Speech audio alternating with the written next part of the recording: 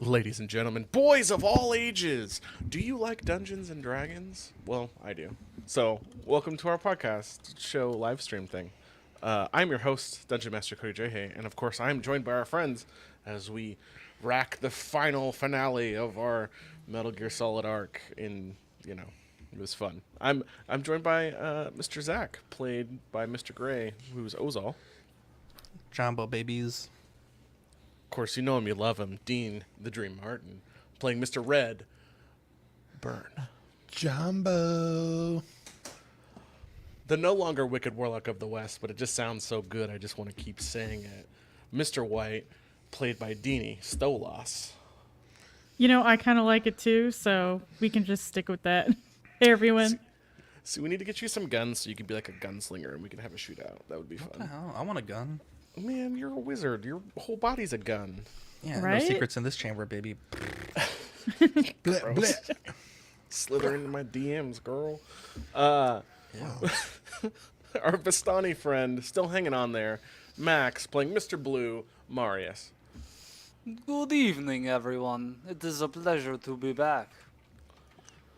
But last but not least, the crowd favorite, the sneakiest boy in the party, Mr. Black, Zolthus, played by Badfish. What up? Welcome to the jungle. Roll the intro. Where's the intro? There you go.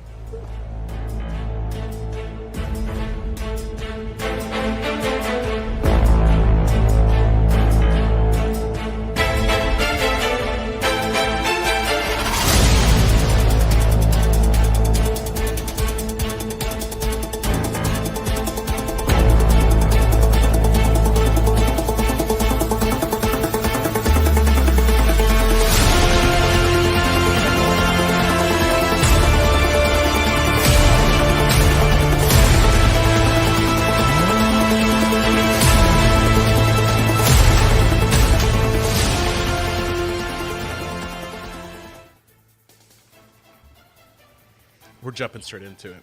Wow. Magic gear goes we? down. Fire spreads through the chambers as energy coalesces around magic gear. Zolthus, what do you do? I recognize the countdown and hear the warning. It's beckoning that self-destruction has begun. Correct. I look around at the party and I see Burn on the ground. Yes. So you turn to this large spider and tell him to pick Burn up. I order this spider to go and get him. Its 8 eyes open and close at your command. It kind of clacks its mandibles at you, and you hear a thwip as shooting out of its ass is a long strand of web that Burn just gets all over your face and glasses as you are wrapped in delicious spider webs. You are Pat his abdomen and say, "Good job." pulled boonk, to the far side of the room. And then I guess I use my movement to join him and the spider. 40 feet for me, sorry. So I'll go right beside, just ahead of him. I suppose we should dash as well? Probably. All You don't know so, how much time you have before this magical construct fully destabilizes, potentially destroying this level of the facility, if not more. Oh, man. Okay, so... Trying to think whether I should take the chance to jump. I have really good acrobatics. I should be... Oh, God. Famous last words. Let's do it. You're at bullet time, Badfish. Knock on wood. Alright, I'm gonna end over here. Okay. Ozal, you're next. The spider is holding Burn, or he's Sorry, I was He trying has to been- check on your audio. He has been pulled, as if thwipped from one side of this area while prone towards the spider, and it is currently dragging Burn by his top half. Should Burn want to get free, he could do so easily. but it is enough to tow him. Okay. a tugboat. We can communicate. So I'll say, Burn, would you like to make this journey on your own strength? Or are you fine? I guess now that I'm up, I could walk. Well, you have the Yes, you are the exhaustion slowed. from haste. Oh, you're right. No, I can't. Yeah, so I'm gonna have. I don't even think I can respond to you. I'll move 30 feet, and I'll ask Burn if he would like to be polymorphed, and so He that will we still technically be exhausted, even if you change his form. can. I don't think so. You sure? Yeah, Bubba. His effect is ongoing. I thought you just completely disregard like everything on the other character sheet. Nah, man, he's still exhausted. It carries over. Okay. The only way it wouldn't carry over, in my mind, is if you are going from a polymorph state and that polymorph state was destroyed. Does that make sense? Yeah, it's fine. Okay. Okay, so I guess I'll move 30 feet and then 5, 10, 15, 20, 25, 30. Dash is another 30, correct? Yes, sir. Okay, You're 5, going to go 10, up and over 15. the wall or around? Oh, is there a wall in front of us? I'm sorry. Yes, sir. There's a giant monolithic wall that separates kind of the meeting area, the visage of some Oh, sort I of see. shadowed figure. Yeah, okay. 5, 10, 15, 20, 25, 30. So I'll be... Yeah, I don't really have the good acrobatics, so I'll have to go around the wall. That good. All right. Vor will just fly over here. That'll be my turn. Marius. Oh, well, let's see here. I think I'm going to start getting our way down to the south. Burn has had his move already. I'm going to fly over to Mr. Kojima here and help him. Let's get you out of here, sir. That sounds right kind to me. So, I have... Let's see here. One more use of my Divine Expedition, so I'll grant that to Mr. Kojima so he can start making his way down that way. 5, 10, 15, 30. 25, 30. 5, 10, 15, 20, 25, 30. And that's where I can get to. Okay. Stolas.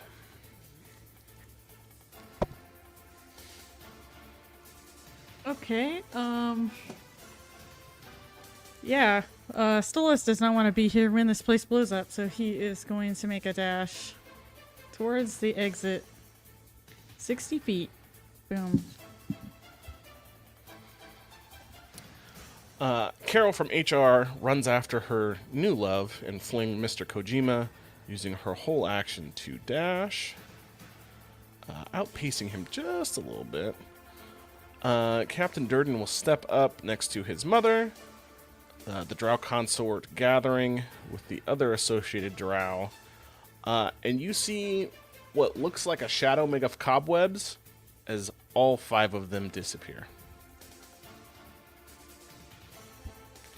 Nice. Basculus is stunned, and he will kind of just run for the hills, using his whole action to catch up. And then he will use his bonus action as a rogue to double dash. I think if my math is correct, that puts me here. I could be wrong, but it doesn't super matter. And the spider will chatter to you, Burn. I need you to either say yes or no. I guess I don't know what this spider said. You don't speak Arachnid? I'm pretty sure I don't. I've never seen that before. Okay. You fail your dexterity saving throw as you are launched through the air and to the edge of the other precipice, the spider towing you across as you slam against the hard cobbles. You take 1 point of damage. Hello. It's okay. Still, who was my first person? Badfish, you were next. Yes, sir. Let's go. So I'm going to hop over using athletics check, hop over this gap,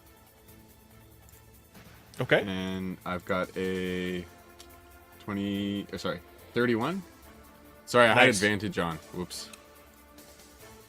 17 or 31, so I guess I make it Ah, either way. 31. We'll take the left number. That's the first number. And I hop over using. Sorry, I didn't measure. I guess I'm right at the exit. I could easily Perfect. go the distance, yeah. And that, I guess, is my turn, and I beckon the crew. Hurry up!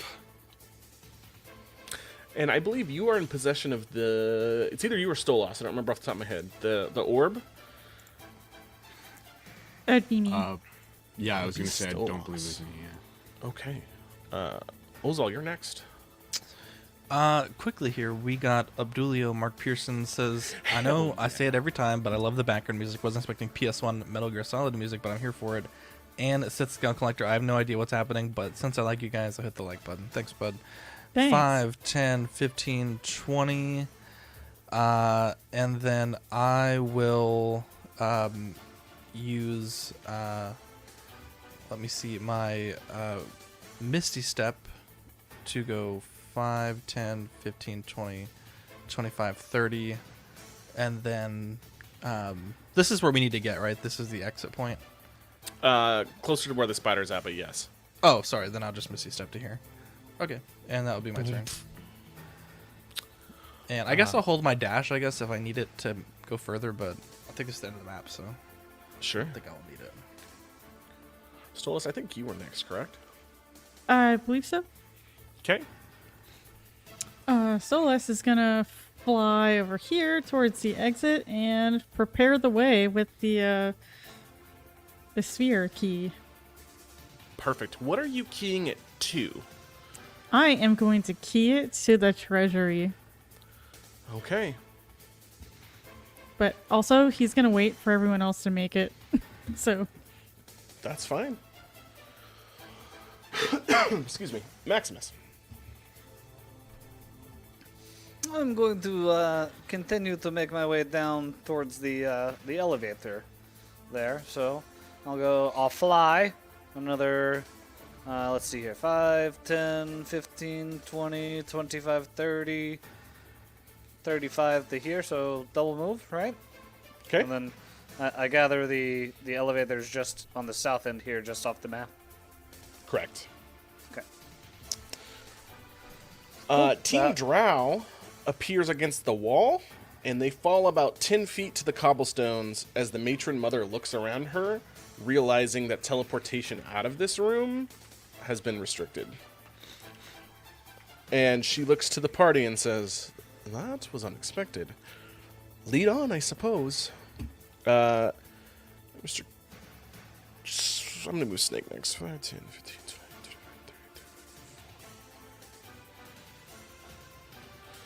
Snake comes running up the cobbles, followed by Carol and Mr. Kojima. Go ahead and do your thing. Stolas. all right. 30. Not quite enough So to make the, it for Mr. Kojima. If I remember right, this whole mechanism sort of rotates, right? Yes, so it is a twisting set of magical staircases that each lead to a keyed portal. One of the levels has been jammed, thanks to some quick thought on Badfish's part from a couple episodes ago, or last episode, I don't remember off the top of my head. So you cannot return to the prison, but you can go either back up to the treasure hoard or out to the docks. Oh, we're going to the treasure hoard. Stolas is going to key that in and kind of usher everybody into the elevator thing. Okay. The elevator begins to turn, but instead of stairs, there is a 20 by 20 fuzzy blue portal that opens. Do you step through? Well, I think Stolas will stay to the last so it doesn't accidentally close anyone out. Okay. But I'd like to as soon as everyone else is there. That's fine. Who's the first to step through? The spider. Okay, the spider and Burn go through. Spider. Can we see anything on the other side of this portal? You cannot. It is just blue. Do we have to worry about Kojima making it? Is it? Oh, never mind. Okay. Nope. I'm moving them as part of their action here. As I see Burn and the spider step through, I join them and stride through. Okay. Seeing that happen, I'll use my held dash action to dash into the portal. Okay. I'll just to make it easy, since everyone here is within the aura, I'll just give everyone a 14 temporary hit points since the Twilight Sanctuary is still functional before Okay. everyone steps through. So Perfect. Everyone gets it. Yep, just to save on having to do 50,000 dice rolls, if that's okay with our dungeon master. Yeah, oh, that's fine. If you don't have temporary hit points, go ahead and add 14, or if 14 is greater than what you currently have, add 14. You all know the rules. Thanks. Sorry, I'm trying to drag you all at once here, if it'll let me. You're good. With that, everyone else filters in, and through this shimmering portal, Stolas, you are the last standing. Nice. Stolas is gonna kind of hop right on through. Okay.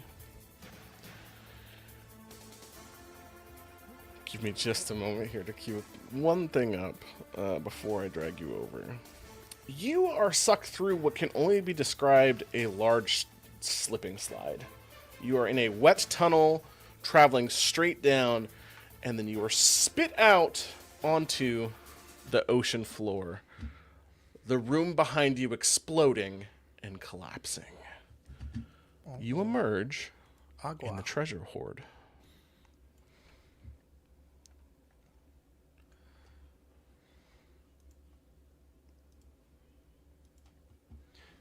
Bitch better have my money. Hold on, let me turn on dynamic lighting, apparently. Oh, yeah, I didn't have it clicked. Sorry. You're good. We got be a bitch, roll 20. There you go. Boom. Oh.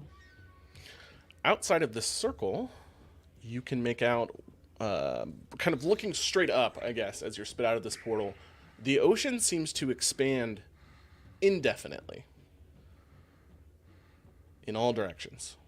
You have no clue where, when, or what you are. Holding your breaths, you are on the seafloor, the pressure heavy as you sink and touch to the bottom.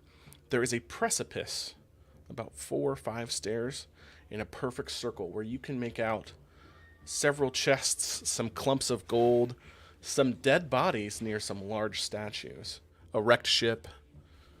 Other than that, it is a perfect sunny day as the portal begins to shrink behind you. Sorry, you said that we're underwater? You are under the sea, In the water. in the water. Under the sea. Thank you. Thank Under you. the sea. Dear Lord. Thank you, Dean. Someone out there gets me. Who wants to go first?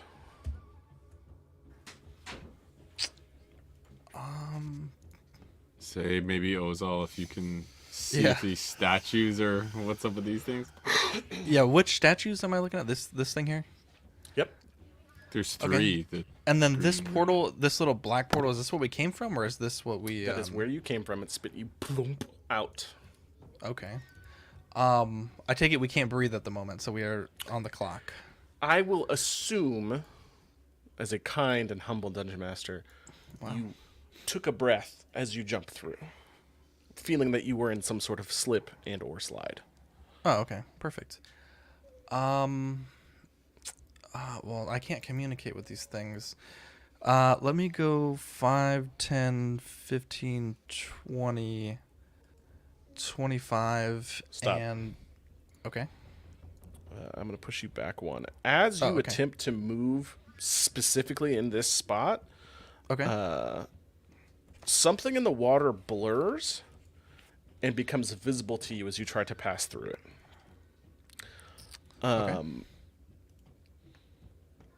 You swim / walk straight into the face of a water elemental. It attempts Okay. to strike you with its trident. Oh, okay. 17 to hit. I will have it. Let's see. 17, you said? 17 to hit. I will shield to bring my armor class to 19. Okay. It gets one more attack on you. Okay. Critical failure. You take a second in the deep lore of being a wizard, knowing to yourself that some creatures that exist on an elemental plane can blend into that environment seamlessly.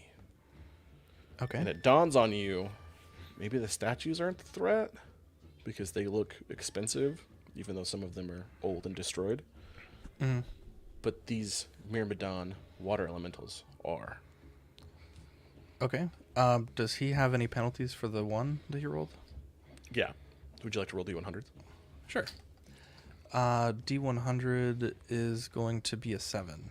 A 7.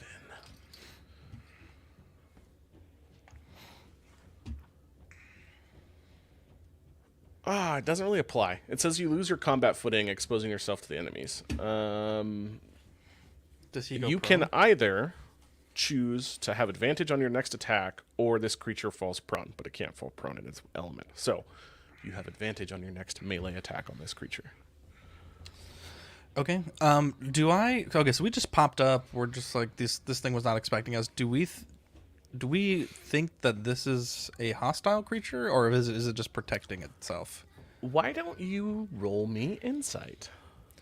Because I don't want to blow this thing up if it's just let's see. 26. You think that this creature exists to guard the treasure hoard, and you are not currently carrying anything of value in a way that this creature interprets that you are leaving it here. Oh, okay. So gosh, I don't know. Let's see. I will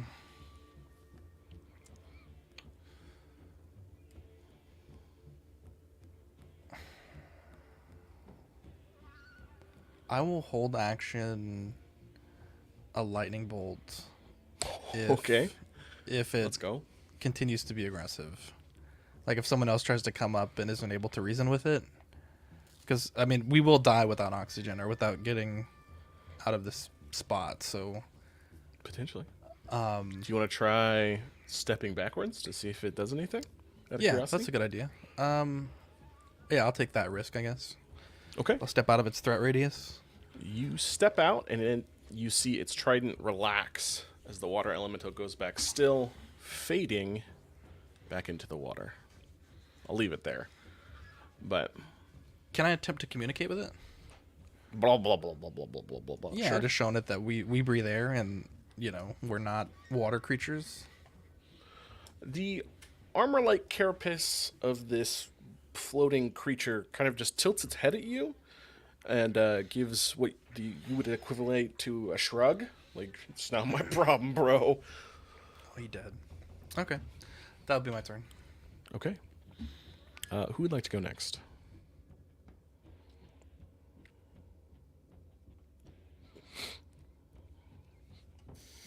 This is, I will say, this is more of a puzzle than a combat scenario. It could turn into a combat scenario.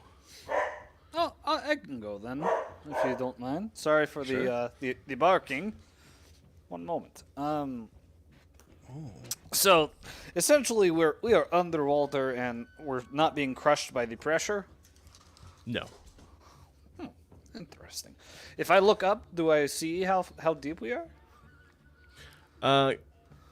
Give me, what's your passive? It's 21. Passive is 23, Okay. and I have Max. dark vision at 300 feet. Take 30 psychic damage. Ooh.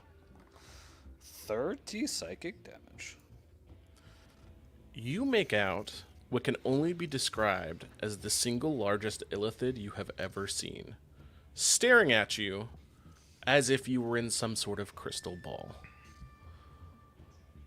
You pierce the veil of this reality, realizing as your brain tries to cope, you're not a what, where, or when, as much as you have entered into a magical item.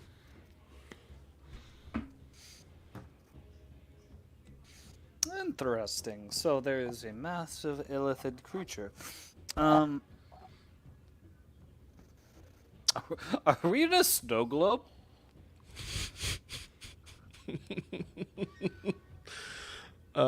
Yes.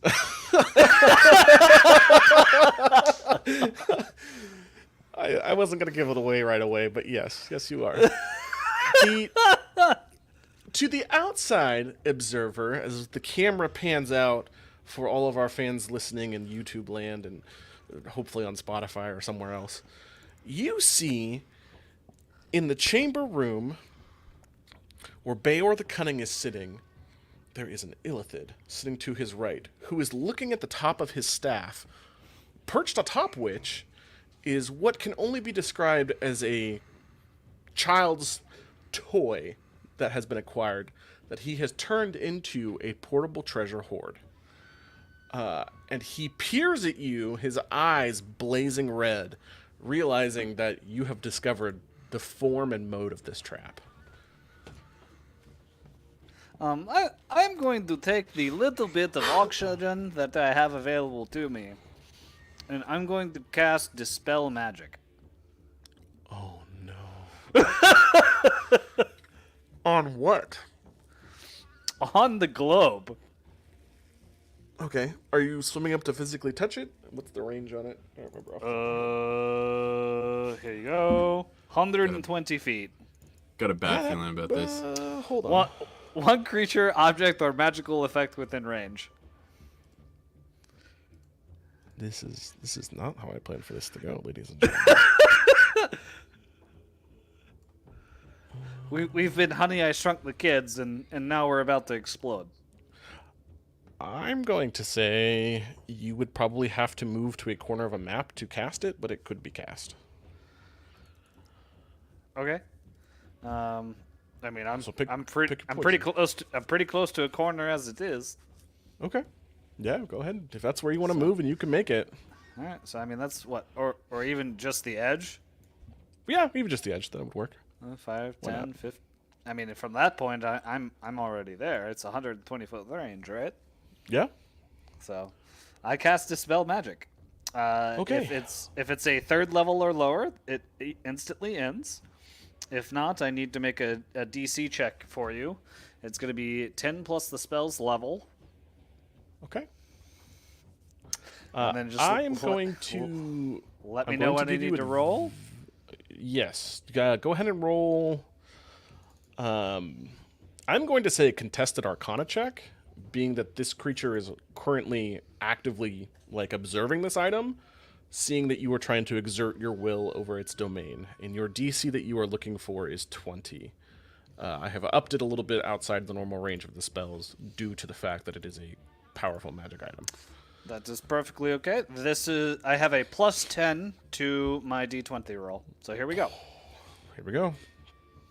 23. 13. Oh my god. Okay. Hold on. Let me go back just a little bit. This is so tense.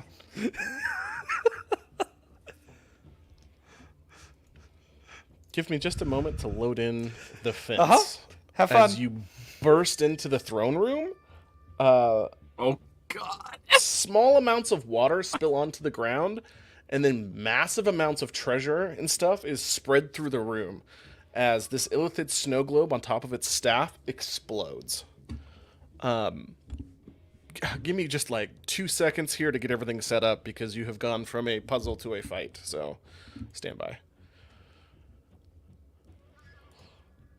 Oh my god, a fight? Oh my god. I'm still incapacitated. Yeah, I know. Let's... Can we dine and dash? Just grab treasure and bail? you know what, dude? I think that you have gone far enough in right now that you're out of the frying pan and into the fire. Yeah, this is not good.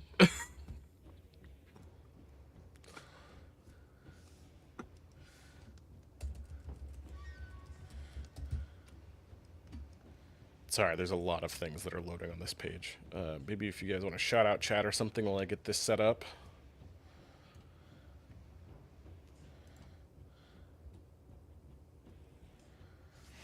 Let's see. We got still Mark and Toy Mafia and Abdulio in the chat. What's up, guys? I like this though. Look out for Liquid Snake. That's a really good one. I enjoy that.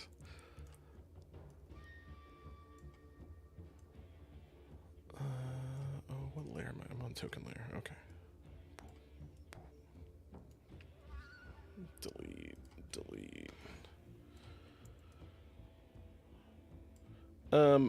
There's not enough room in the chamber where I'm going to put you, so I'm going to put the core characters in there, kind of stacked in how I think that it would work. And then we're just going to kind of negotiate from there, because I'm curious to see how this plays out.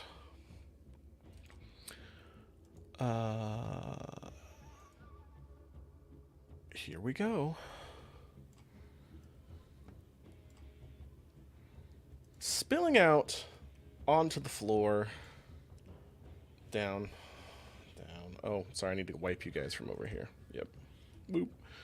Straight down, Zach, where the nice blue line is.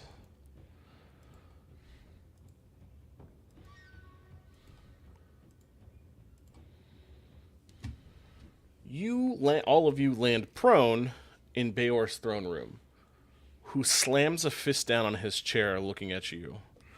Insolent interlopers. Do you know the damage you have caused? I guess someone who's not either Ozal, Marius, Burn, take a turn.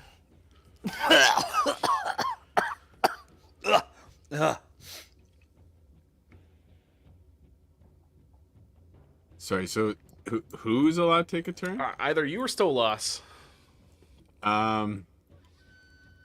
So I was gonna ask before, the creature that was looking at us, is it this eye thing? No, that's a beholder, my guy. It The can't creature hold that a you are staff, right? searching It's this for thing? is here. You see what can only be described as a lich mixed with an illithid. And could they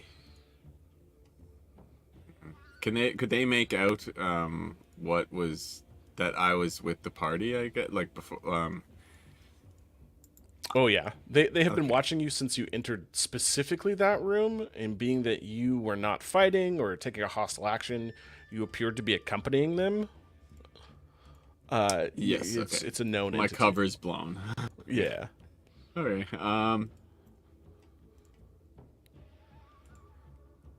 I guess I'll use half my action, right? I believe, to stand up, or half my movement. Yeah, half your movement.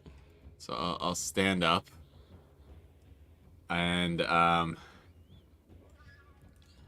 say, well, I wasn't expecting to see you meet you like this, but how's the weather? Beor's eyes just flicker across the room, and he roars. Like, silence! Staring down at you, trying to figure out what to do as he looks over towards his main advisor, who is in shock that this creature was able to destroy not only a powerful magic item, but the treasure hoard within. Roll initiative.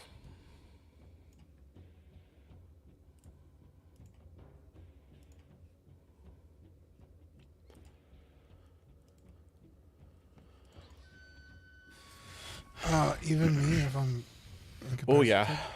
incapacitated? 16 for Ozil. Oh, let me select my character token before I fucking do this. 14 for Zothis. Marius has an 11. Okay, I selected my character and initiative.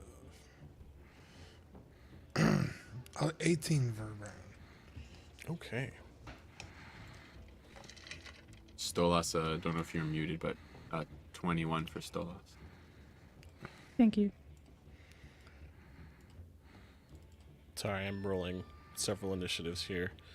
And You don't say. May or may not be rolling more, depending on how things shake out.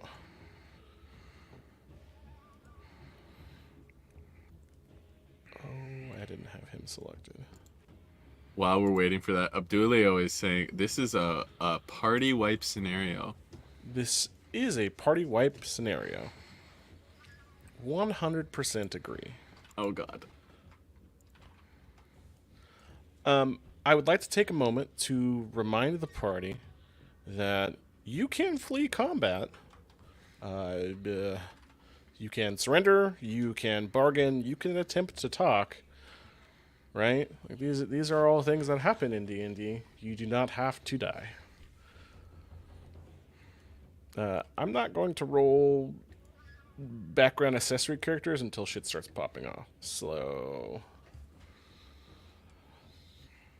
Stolas, 21.17. You have the first action.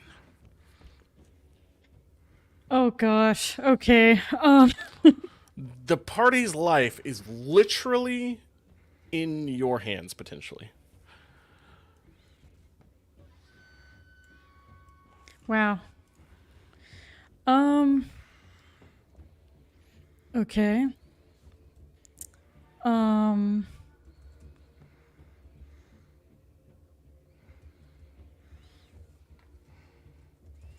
Okay, take your time. Don't feel rushed. Right now. You need to take a second to think. Okay. I guess Solus is going to attempt to talk his way out of this and Okay. plead with Bayor not to kill us because we are surrounded by enemies. Okay. Inconvenience. Yeah, exactly. Astolos is gonna say, I don't even know how to start this. Bayor, we did not come here for treasure. We're not interested in taking any of your goods. We came for Mr. Kojima here, and that's it. We really don't want to fight.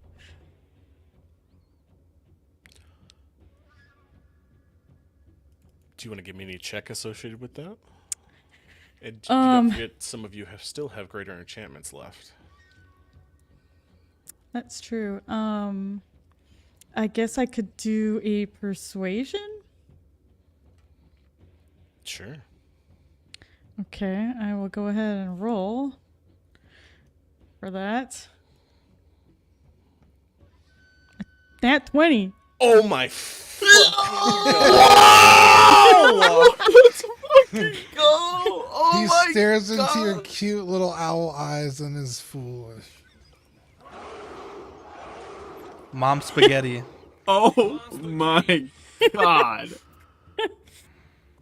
Stolas, you touch the heart of Bayor the Cunning, and he looks at you, pointing his massive paws, and says, "You and you alone are free to leave. Go before I change my mind. Take with you," and he kind of gestures to Mr. Kojima, "and be gone." Wait, I can't pass on the floor. I didn't come here willingly. What the hell? Stolas, what do? You have been offered a very, very thin, like, sheet of ice of kindness as your words touch this giant, buying your own life and Mr. Kojima's, who you mentioned by name. What do you do?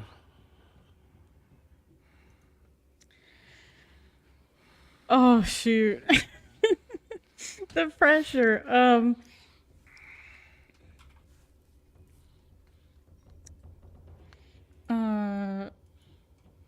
Stolas is going to kind of peer around for a moment.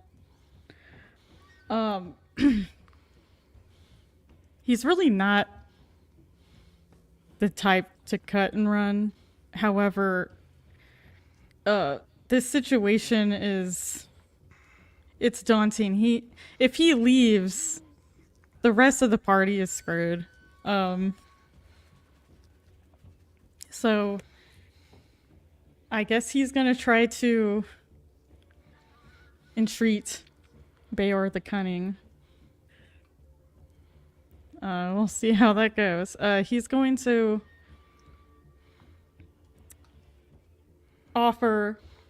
he's going to take a knee and entreat to Bayor.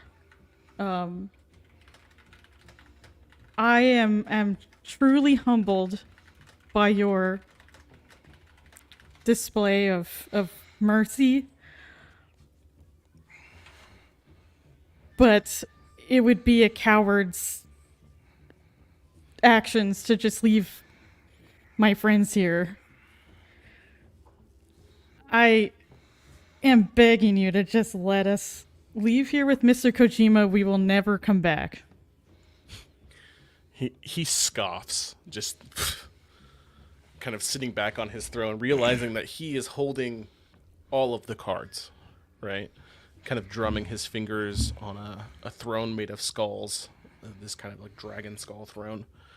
And he says to you, you have nothing to offer me.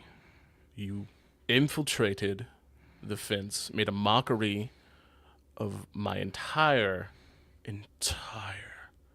company. You destroyed 2 levels and put a 3rd in a disaster.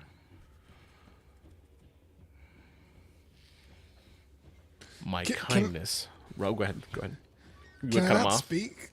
It's still Stolas's turn. I was just going to respond Okay. to her and then go on. He says, my kindness runs thin. That's probably your whole turn. I'm going to jump to Burn since he had something to say. Burn.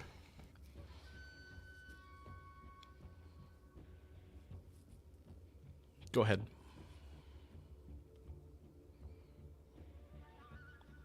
Did you mute yourself? That's all he can say. Oh, sorry. I clicked mute. We have offered you something.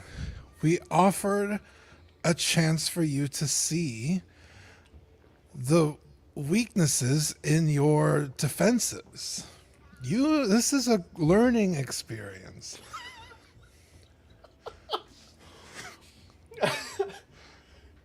You can take what we've done and now bolster your fence, your guard. If us group of adventurers can, come in here and prison break Mr. Kojima, who's to say someone else isn't going to come do the same later? He nods in agreement.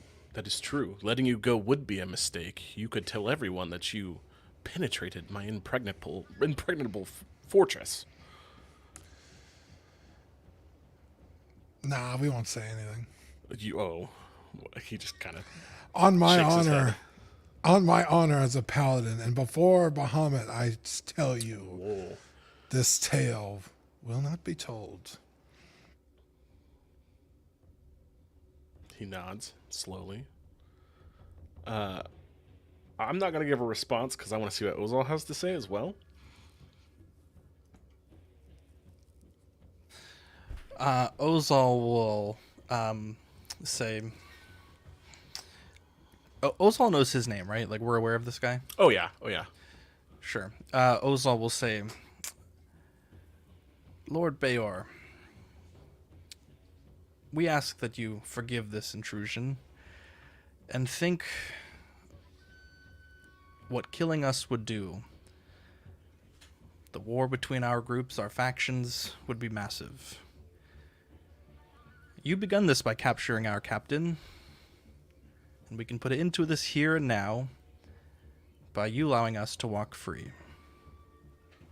And like my good friend Burns said, you will be able to bolster your defenses for future entanglements.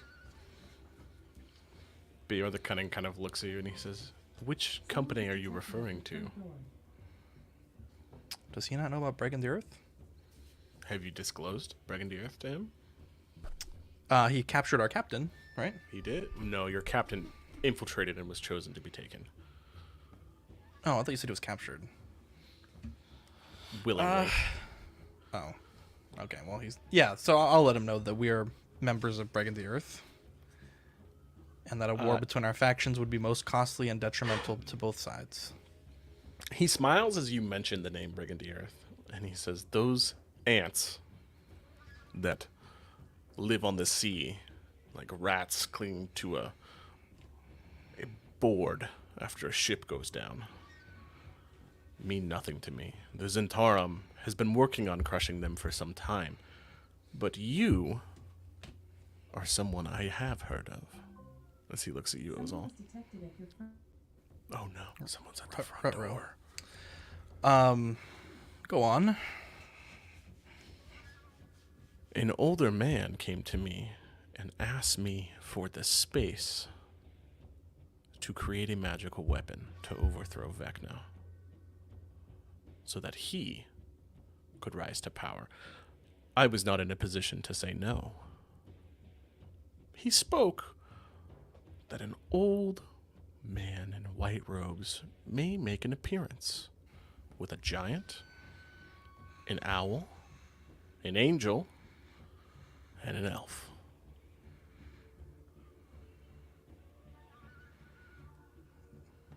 And now you sit here and plead for your lives after embarrassing me. I will not give you leniency. I will offer you the opportunity to run, and we will hunt you.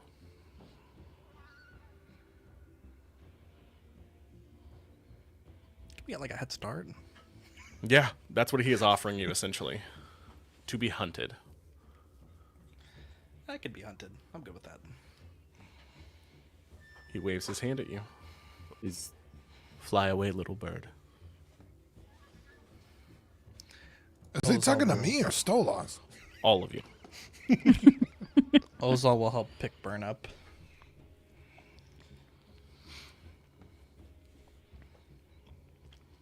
Damn, Ozal, you strong. I want to quickly say, to him, Don't get us killed. I can offer, if you will no longer hunt us, I can offer to show multiple ways to improve your fence.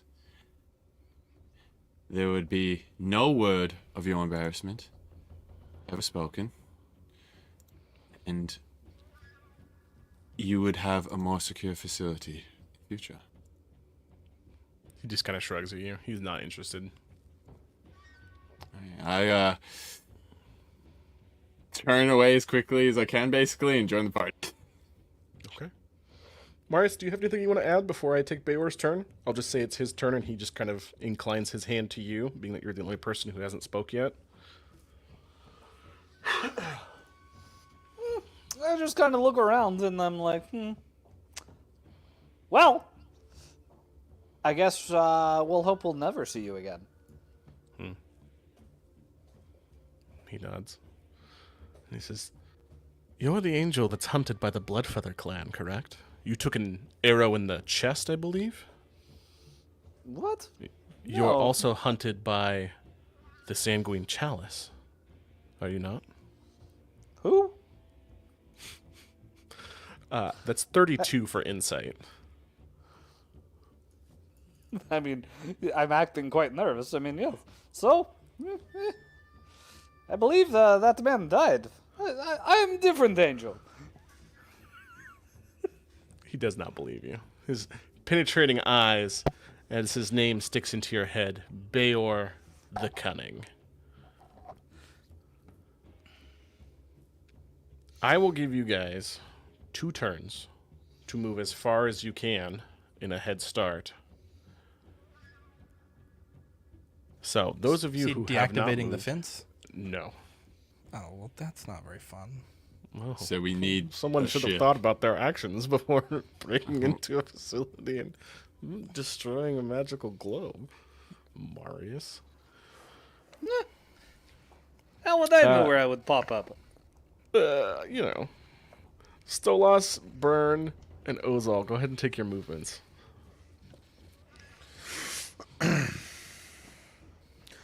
Oh, he's giving us like a 10-second head start. He's giving you a head start. I have not designated as to how far or how long.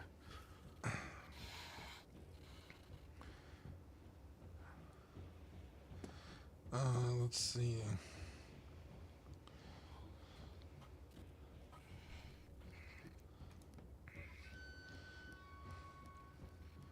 I don't want to waste that just in case.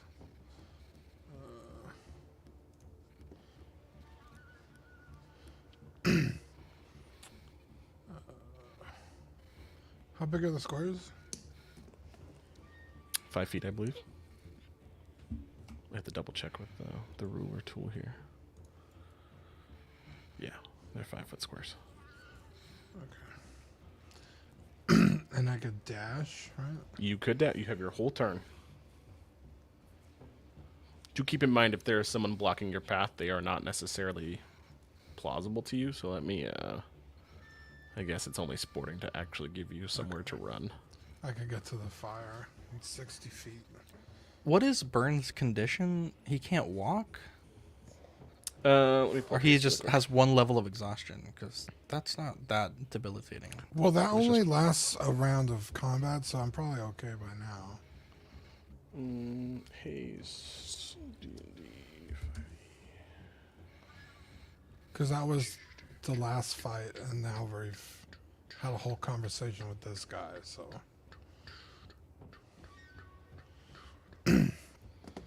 Okay. Sorry, do you want us all to move? Sorry. Just the people who have taken their turns before Oh, Bayor's sorry. turn. It is currently Bayor's turn. You choose a willing creature. Dexterity saving throw. This action can only be used once. Weapon disengage. When the spell ends, you cannot move or take actions until the next turn. A wave. Yes, so you're good. You are cleared of your condition, Burn. Okay.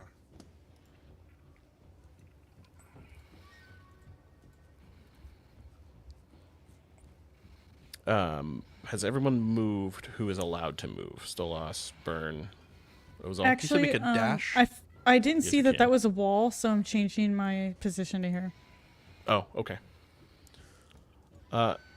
Bayor gestures to you, Zolthus, with a predatory gaze, and flicks his hand at you, as it is now your turn. I raise my eyebrow inquisitively at him as I look back, because I've already turned away.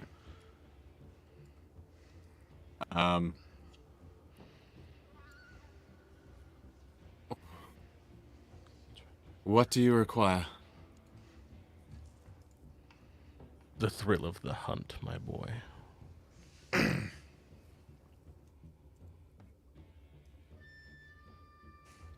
I think he was just shooing you.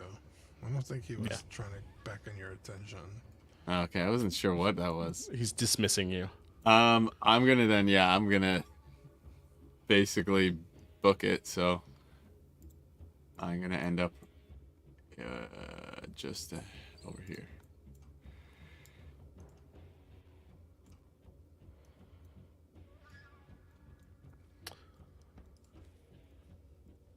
And on my turn, sorry, I'm gonna say in the rings, we need a way out of here, a ship, something.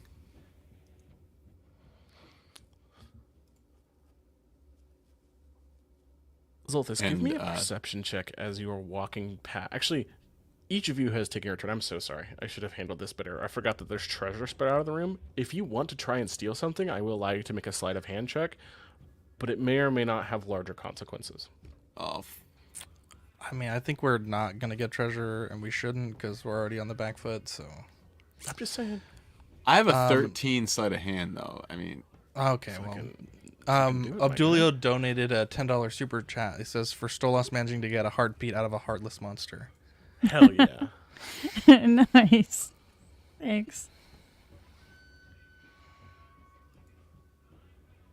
got an enchantment. Or super chat. Let's go. Are you going to try and steal something on your way out? Just like real sly. I fucking want to so badly, but Dude, just we've fucking been shoot given for a the moon. break, so I probably shouldn't. So I am going to not do that. There's probably some tracking spell on the treasure or some shit anyways. There is not. Zach, the answer to your question is yes. Okay. Ozal will whisper into his crystal and ask if Cthulhuian can hear him. You hear a powerful growl back to you.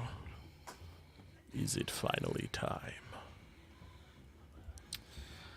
Ozal will look around and whisper into the rings and say, I may have something to help our situation, but it is very drastic. Do you think that we need it now?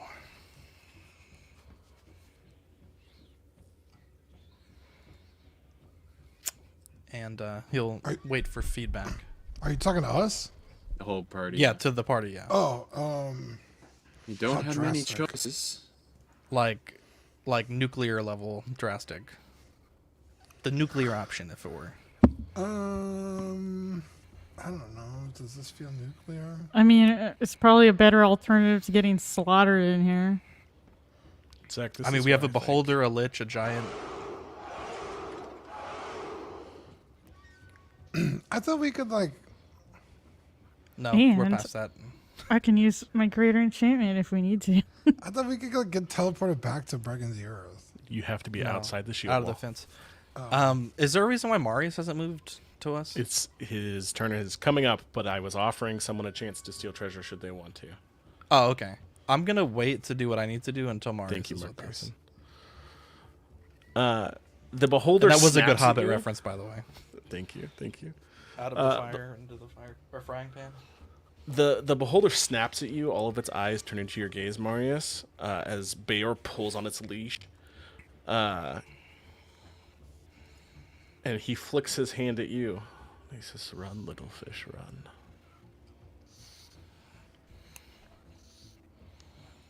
Well, I guess it's time to be going. Good day to you all. Takes a little bow and, starts wandering back down the hall. As you're walking away, 28 to hit. Oh, yeah. Okay. Bayor picks a large... Actually, he doesn't pick it up. I guess it's magic. He summons a large icicle and throws it straight at your back, crippling your left wing. Where is your honor, sir? And he says, Oi! "No flight for you." Take 12 points of damage. Roger that. That was dirty. That's dirty. I didn't like any of that. Man, Marius is like public enemy number 1. I just can't seem to get away from any of these people. We just keep, making more and more friends. So, we'll figure it out. You asked him. So- You asked him for what, a thank you, and got thrown in jail, and then destroyed his treasure hoard. Stolas, back to you. I guess Solus is first going to ask Ozal if he should move, because I don't know what your plan is. Yeah, Ozal will tell everyone to get behind him. You don't want to see how far we can make it and then do it at the last second?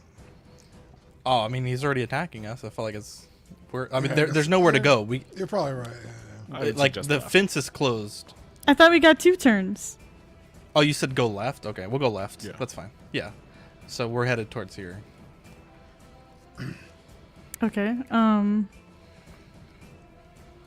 Okay, it looks like I can get right to the door-ish, so that's... I will also say, Stelis, you have an orb that controls the fence, but I will clear you a path should that you want to try and activate that orb on the fence. Oh, thanks. Yeah, Just to remind you of your resource. Yeah, I will, I'll move there. Sorry, I'm trying to do the No, you take your time. ruler. This is a big moment. This is one of those oh shit moments that sometimes you have to deal with as a player. Yeah.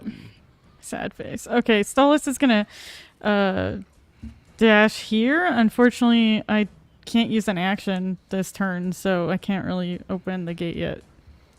Okay. Burn. Actually, you know what? I could do that. I'll move and then use Expeditious Retreat to get here as a spell. Oh. Sick, And dude. then I'll use Sick. an action to open up the gate if I can. Yeah, it's not an if. You can do it. You know you can do it. It's a matter of time. If you remember time? before, the first time I said about it, there are 2 gates in between. I'm so sorry. The first one is here, starting on the map, because I took dynamic lighting off. That's why you can't see it. Okay? And it's an interlocking system. So as you enter this kind of threshold, Oh, I or see. like holding area, one gate closes, the other rises. You also have to get to the fence, and it takes like roughly like 10-15 seconds to open the fence all the way as a secondary getcha. defense.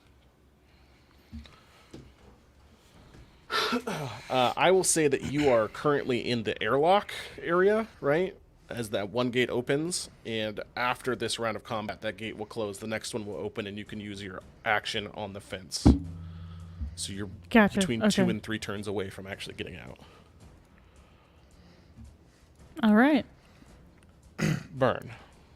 Okay, so Burn is going to move 60 feet to right here behind Stolas. Okay.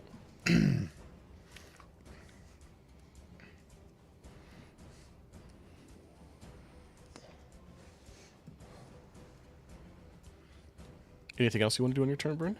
I've dashed, so I don't think I can.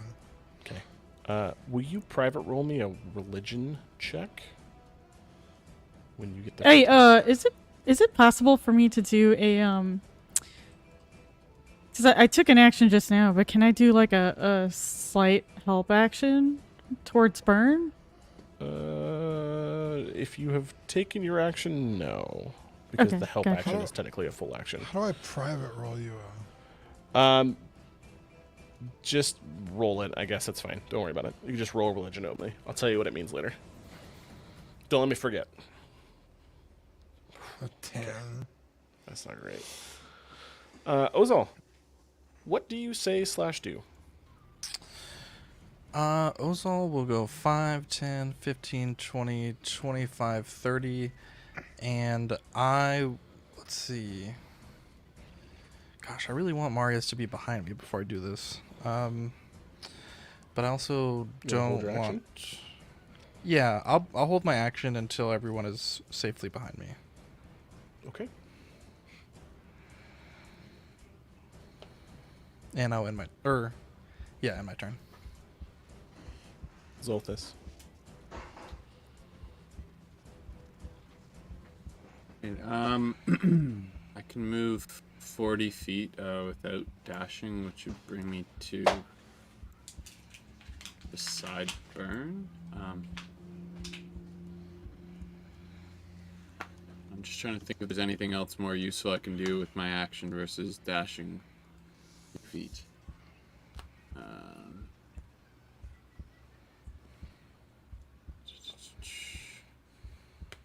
I don't think there is, but so I'm just gonna join Stolas then and beside them.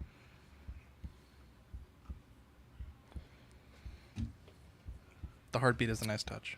And sorry, this is my end of my turn there. In the whispers. I also look back for Jace, hoping I could find him, but I don't see him. I was hoping He is not here. he would join us. Marius. Alrighty, it's my turn now. So I guess I'll just start moving. So 5, 10, 15, 20, 25, 30, 35, 40, 45, 50, 55 to 60. And that is my movement and my action. Back to Ozol with your held action, sir. All right, here we go. Ozol will look into his crystal and say, Cathundrian, you have been cursed inside this crystal for hundreds of years. Your service to me has now been fulfilled, and I unbound you from this crystal.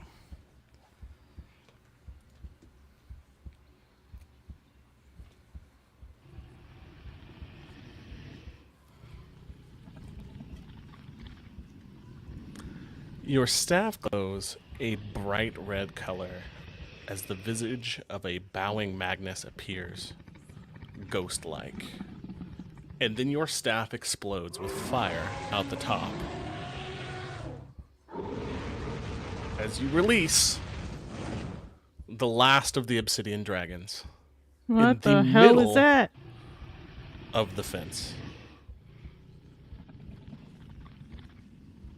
Anything else you'd like to do on your turn?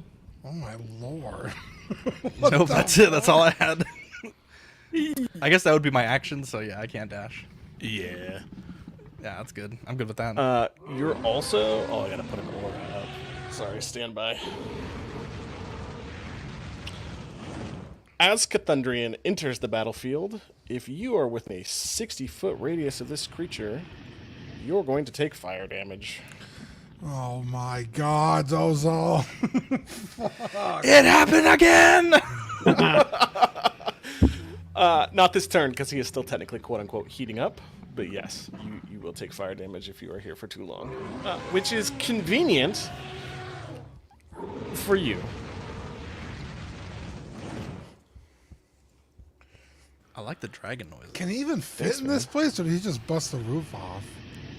No, he is quite literally the largest creature.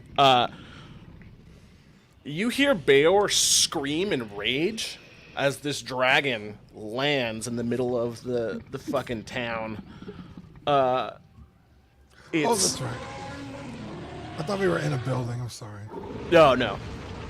It is jet black in color. Its obsidian skin glistening as it begins to burn. Oh gosh dang it, he's so big. Pause. What?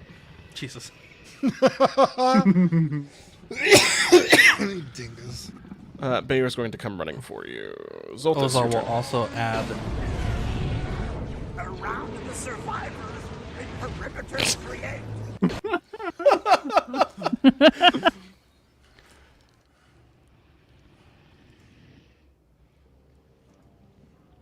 Zoltas, your turn.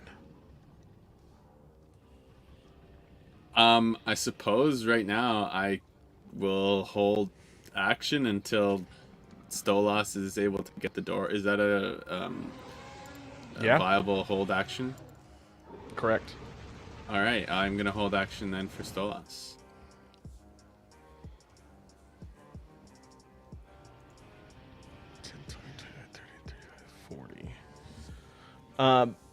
Magic spells get launched.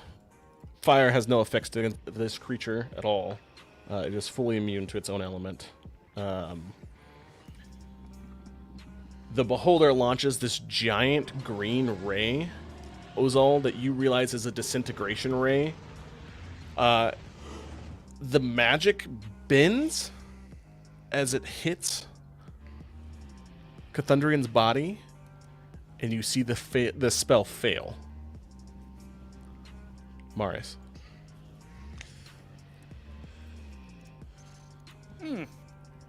Well, that's quite the creature that Ozal held in his pocket. Dragon from the first age, my guy. The force field here.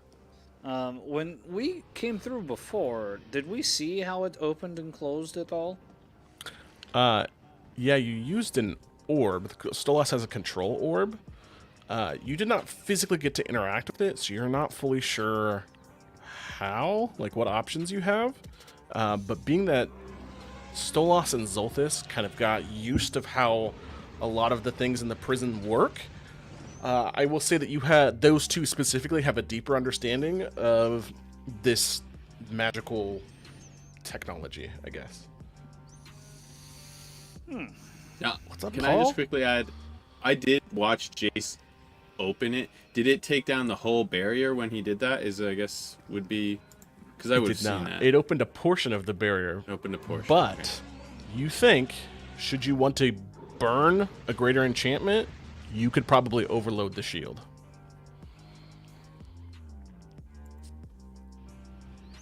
Okay.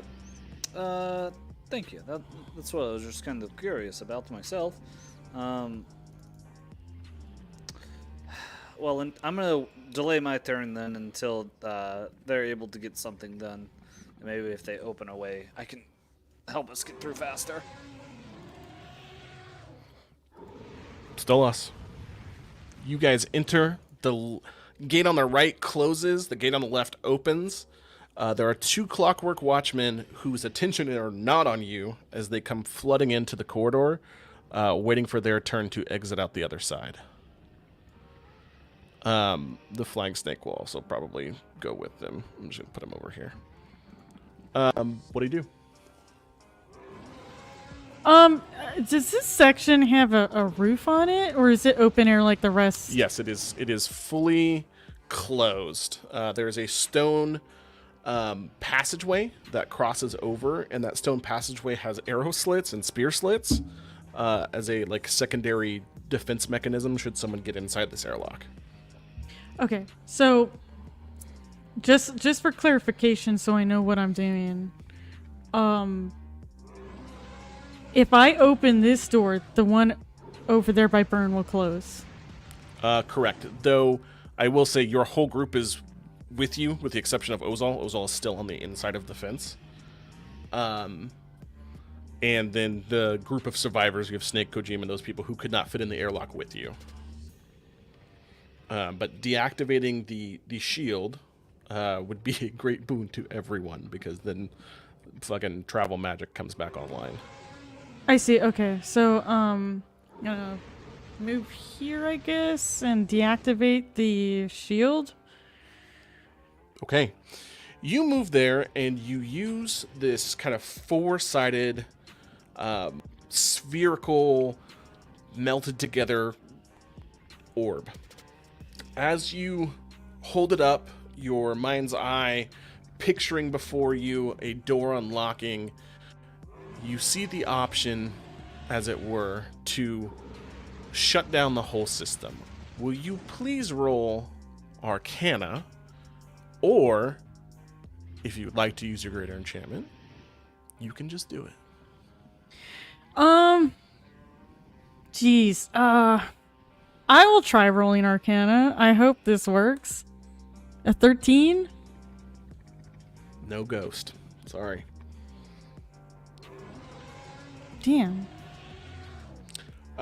You see this complex web of magical energy that ties you to the orb and then spreads out from the orb.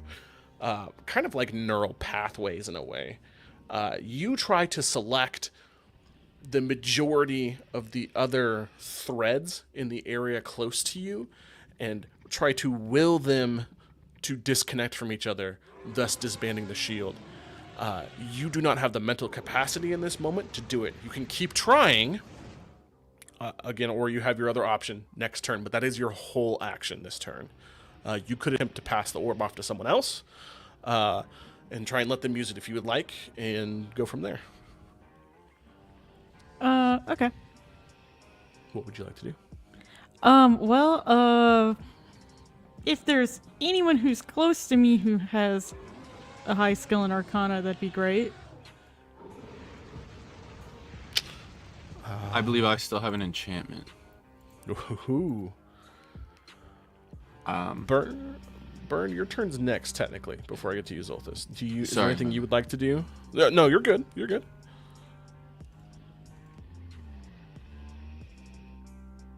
You're probably muted. Is it? Because I kind of want to run over to Ozol, grab him, and run back. Is that possible? The gate, the portcullis that makes this airlock has closed behind you because you were exiting. Shit. Can I just smash open the door? You want to try and like lift the portcullis up? Yeah, let all these people run through. Yeah, let's do it. You have Okay. advantage on strength athletics checks being a Goliath. Hell yeah. Give me 2 seconds. Let me refer to my Dungeon Master screen here. This check is going to be very hard. What do you mean? That is so there's a difficulty DC scaling. Oh, I see. Trivial is like a 5. Like you pretty much have to completely fail not to get it. Easy's a 10, moderate's a 15, hard's a 20. You see where that goes from there. So so you're I looking for a gotta- DC 25 strength check at advantage. Okay, so I basically got strength like athletics. almost nat 20 of those. No, not quite. Okay, so You also, again, it is at advantage because you are one size larger when it comes to lifting, pushing, or dragging. This is definitely lifting. So okay. Since I'm already in here and I don't have to move, can I try twice? let's start with I one guess and that's see what how the two see what checks happens. are. Yeah. Okay. Oh! My Not God. only did you nat 20 it, you got the 28 on. You got like a nat 20 and then a one below. Hell yes. Amazing. Vern's gonna dig his fingers into the earth under the portcullis gate and just deadlift this thing so hard that he just throws it up and it locks in place. Thank you. You beat me to it. Ugh. You, with your powerful form, the need to save your allies, you power cling the portcullis up to your chest and heave it above your head, the spikes digging into your hands that were once in the dirt. You rise to your full 8.5, 9 feet of height, probably 10 or 12, holding your arms straight up as you hold the portcullis open. Hell yeah. Go burn. That was Ozol. fucking awesome. Okay. Okay, sorry, I had to step away for a second. My kid was needing something. Burn lifted this portcullis. I guess it had closed, so Ozol will move 5, 10, 15, 20. This is not a friend, I take it. No.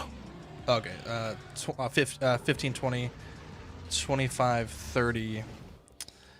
And where's Burn at? I don't even see Burn. He's down and to the left of you. There are some soldiers Oh. waiting to move out that were on the other side of the fence that are coming to this dragon's aid. This Dragon's Aid, okay.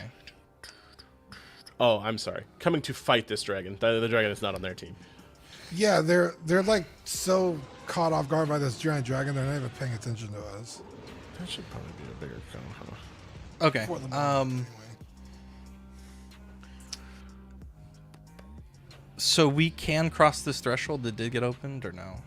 Stolas is the last point on that line, trying to open the door. Okay. Do we think a dispel magic would work to help to do that, or no? You do not. Do not think it would work, or do not know? You do not think it would work. Okay, gotcha. Huh. Well, and this is Carol from HR? Or no, she's with us. Okay. Yeah, she's in love with Kojima, guy. Come on, keep up with the B plot. No, sorry. There's two of the same models. That's why I was like, why Oh, is she yeah, over sorry. there? They're just generic Okay. guard 1 and 2, right? I One would of them want is to just cast a spell, but I feel like it's better to just continue moving forward, right? Do you want to hold your action? Yeah, I'll hold action. If I need to cast a fireball, Okay. I will. Being Oh my. your second turn, can you please roll me a d6 to activate one of Cathundrian's abilities that is associated with this giant 60-foot radius? You want me to roll that? Yes, please. Sure. A 1? That is a worst-case scenario for you. Everyone within the field takes Oh, man. 2d10 fire damage. Everyone in the whole fence? Anything in the yellow. Oh, wow, that's huge. Okay. Yeah. That's For a fine. total points of 11 points of damage. I'll just take it. I'll go down to 3 temps. And then Cathundrian opens his gullet and spews a 90-foot cone of fire back towards Bayor. Please roll me Yes. 15 d10. Let's see. 15. Let's see. 1, 5. D10. 91. 91. Will it also set his personal place on fire as well? Which would be Yes, the amazing. palace goes up. Excuse me Fantastic. while I delete a couple guys here. This very much reminds me of the Return of the Jedi, where he's like, you know, you got a lot to Oh. lose, Jabba, if you don't take this deal. I really wish I grabbed that treasure. It's probably gonna kill Bayor anyways. Not quite. Damn This it. retinue right here is quite sturdy. Each of these guys is bloodied, though. Can Ozal lob that fireball too while we're at it? Is that what you were going to do? Do you have line of sight? I Because there's a do. building here. There's a wall. Oh, is there? Okay, that's fine. Yeah, Yeah, I it's guess my curved line of kinda sight would here. be if anyone's coming. Are those I'm not walls gonna still put standing stickers up by on. that column? I can describe, should that you would want me to. It is a stone fortress, a citadel, if you will. As the fire is breathed down, you see a cone of cold extend from Bayor's hand to try and extinguish the flames as it comes out of this dragon's mouth, as a defensive reaction. His ice that pushes back against the fire is literally turned to steam Jesus. as this fire washes over him. All 5 of his honor guard are now bloodied, not just half health, but literally down to the last fourth of their health. Get wrecked. Yeah. Bayor used his reaction. You see him summon a large spear of ice and chuck it towards Cathundrian. Oh shit, that's a critical hit. Zach, roll me D100s, please. Ice just turned to steam. Well, I mean the fire's out right now. Yeah, but give me yeah, 1 he's second. a Let giant me ice just giant. double check something real quick. No, you're good. Had to ask. Sorry. So Oh, it's okay. the fire that Cathundrian did, would it have burned down? I don't know if you can see my little arrow, but this thing in front of me. Like, can I see Bayor because he's a giant? Also, No, you cannot. He is inside the citadel. There's I like a see. whole Okay. walkway. Sure. You said D100. Yes, the stone on the outside is like molten red, and there are some small fires inside. Bayor, being a large ice giant, is trying to combat this. He critically hit with a ranged Yeah, sorry, I'm weapon. trying to. 14. Excuse me. 14. I don't know why That it's- strikes Cathundrian in his left eye as this chunk of glass gets lodged in there. You see his eye turn from this reddish black to a whitish color as he is blinded in the left eye. Zolthus.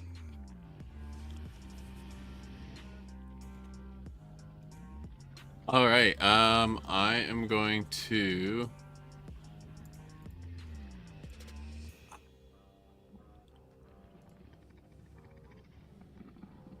My Arcana is not any better. Probably I only have a +1 to that. You want to I'm going burn to. a greater enchantment? Yeah, I'm gonna move next to Stolas, and I've recognized that they have failed the opening the force field. Yes, their warlock Alright. face has fallen in frustration.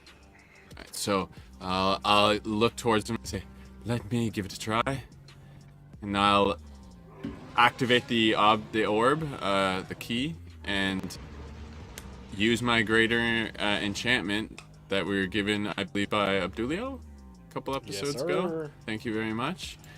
And we're gonna take down the entire force field, which should allow everyone in the party to teleport. The only question I have: Yes. do we have to touch a survivor to teleport them? You do not. I will describe for you what happens as you are now technically safe. The force field, much like in episode 1, where the Gungans have their giant bubble shield out, retracts, disappearing and scattering in a very large column of light. Your rings begin to glow a pale white color as you hear Arthur's voice. Initializing. Okay, we're getting you out. But just a moment, you hear Arthur's real voice, and then it takes over back into this mechanized sound that you have come to hear as you disappear in a puff of smoke, folding in on yourself. The last thing to disappear, your ring. Ozal, as your teammates around you, Mr. Kojima, Snake, the Druid party, not the Druid party, the Drow party disappear, you are the last to go. You see Cathundrian flex his wings, his mighty giant wings, and with a flap, everything around him begins to topple and fall as he takes off into the sky. Wow, that was so beautiful. I feel good about freeing a dragon. Love that guy. That was fucking awesome. He is no Pardon my longer French. in your setup. So we will have to talk after stream as to how that changes you as a player. Or when you have free time. Allow me a moment as I drag you to your extraction point. Copy.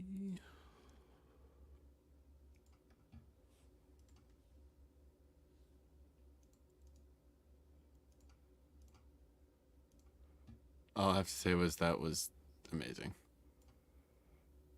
Thanks, And man. also scary. I've had that since the beginning of like season 2. He hasn't been and- a dragon the whole time. Though. Well, he but you know what I has, mean, but like the ability to free him, but it was like basically a break in a case of emergency. You find yourself at sea on a boat you are not familiar with, helmed by a captain who is both charismatic and wily.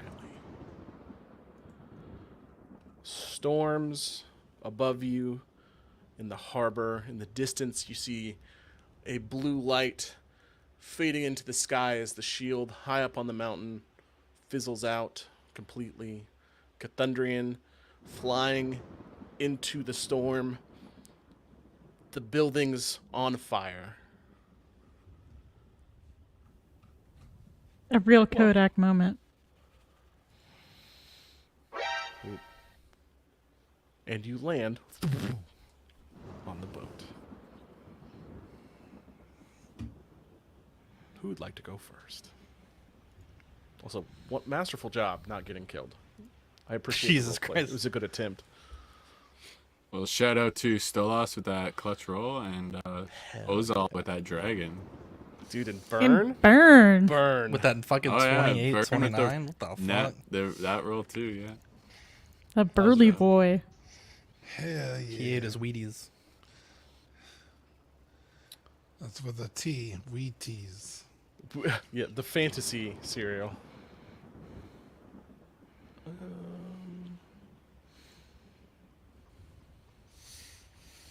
Okay, there we go. Sorry, Well, you're looking for someone to do something? Yeah, go ahead.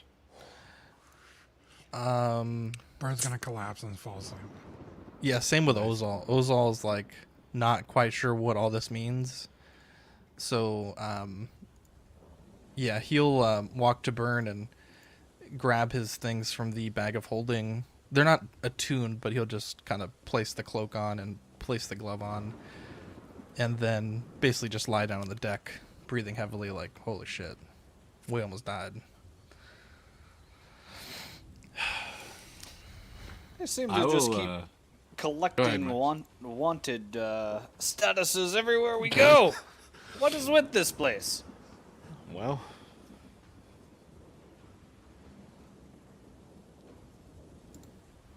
I'll when I land on the deck, I'll look up and quickly think in my mind, I should have taken that treasure, and then look up towards the helm.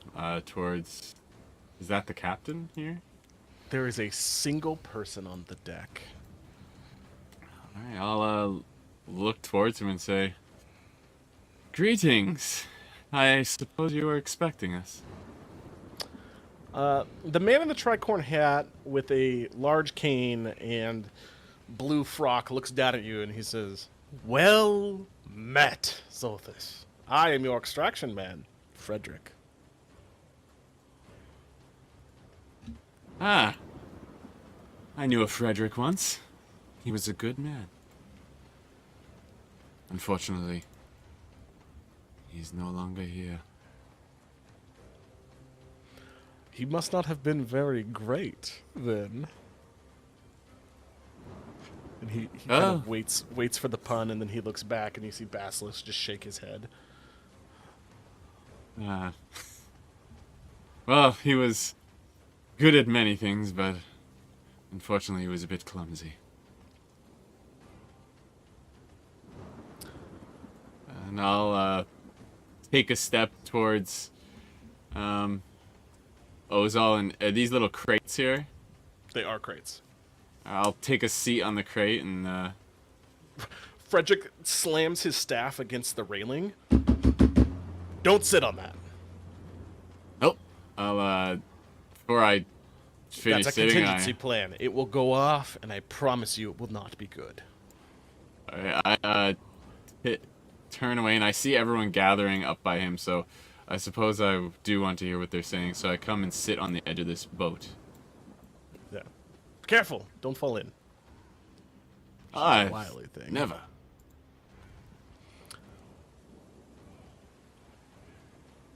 Captain Durden will approach you, Marius, as Zolthus kind of goes off. I guess Marius and Burn here. Although Burn is sleeping, I guess. So just Marius. Matron Mother's Inn extends a bag out to you. Oh, well, thank you, madam. She just kind of shakes her head, staring at you. Mortals. This is for helping us get to where we needed to be. My son, and she kind of looks over towards Captain Durden, said that you needed payment for our extraction. And you did adequately. The word kind of biting itself towards the end. Well, we managed to stop them from whatever craziness they were doing with that magical gear. Somehow managed to end up getting away with our lives. So, yeah, I'd say adequate's okay as he, takes the bag. It is a bag of holding, just as a heads up. Ooh. Your payment is inside. And Mother's Inn will cross the deck back to her kin. And they will file below deck.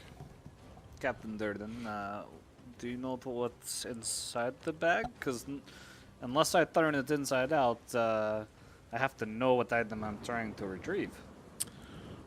He extends to you a list with a smile. Thank you. That will help greatly. I begin perusing the list then. Yeah, there's a couple things on here. You want to start typing? I'll tell you what they are. Sure. Let you, of me... course- Okay, I'm on the treasure page. Go.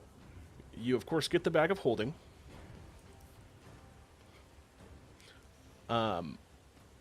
Next to your name, it says Feather Token. Okay. Next to Burn's name, it says Flame Tongue. Next to Ozal's name, it says Figurine of Wondrous Power. Does it say what type? It does not. I'm going to have him roll for it, so it's fine. Next to Stolas's name, it says Helm of Telepathy. And then next to Zolthus's name, it says Necklace of Adaptation.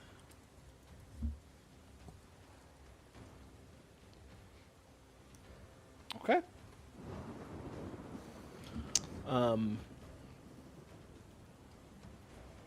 That is your treasure loot. I had more to give out, but unfortunately things went pear-shaped. So, thank you for writing that down, by the way. I was gonna say, was that the boss room? Sorry. In which one? I'm so sorry. That was for your payment from Mother Zin for extraction. Oh, okay, sorry. Captain Durden, how do you feel about now Brigand the Earth being in opposition of the Zhentarim leadership directly? He kind of just shakes his head, and you can see he's like pinning out a very long scroll on a notebook. His words, as he writes them, kind of the ink fades into the paper and turns into a black splotch and then disappears. The rain seeming to have little to no effect on this paper as well. And he says, I'm giving our report right now to Jarlaxle. He has not responded to anything I've said yet, so I have a feeling he's decently upset. I would say so, and it doesn't sound like we are in the best position based on the amount of power they have consolidated there. Any idea where exactly on the sea we are? We took this massive portal that transported us to that island. He says, we are 10 days from home. This vessel is magic, being that Frederick the Great is the only one who can drive it currently. And we are making all haste. Is it concealed? No.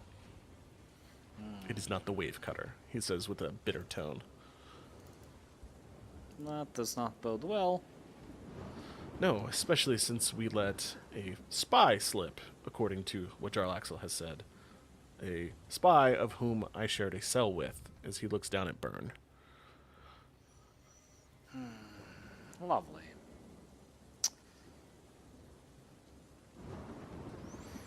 Well then, I'm going to go and try and conceal my position as long as possible, now that I have another faction held over my head. So, Would you like me to inquire about it, Master Radari? I believe he said that the group was called the Blood Feathers? yes. Yeah, it sounds like there's the Blood Feathers, the Sanguine Chalice. Sanguine Chalice, and the now the Zhentarim. Which I have no what- idea who I have upset in the Blood Feathers. I've never heard of such a faction.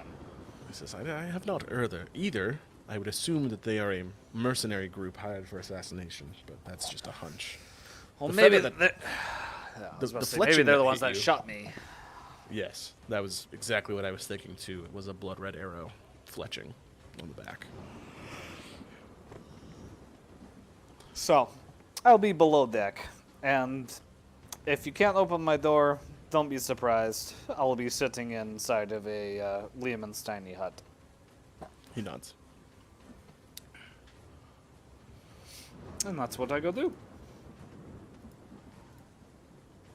Okay, go ahead and put yourself, I guess, in any of the lower rooms. Maybe this one? Boop. It's kind of a single room, I guess. I don't know. You choose.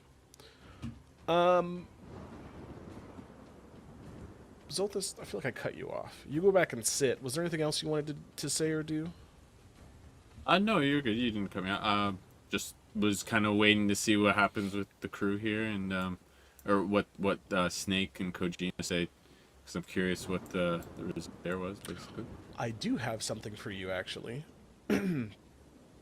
As you poise yourself against this boat, you slip your hand into your pocket and realize there was a vial, like a small glass jar that you stole from Captain Jace's like trick desk, where it kind of had like the folding hinges and like his little smuggler's compartment.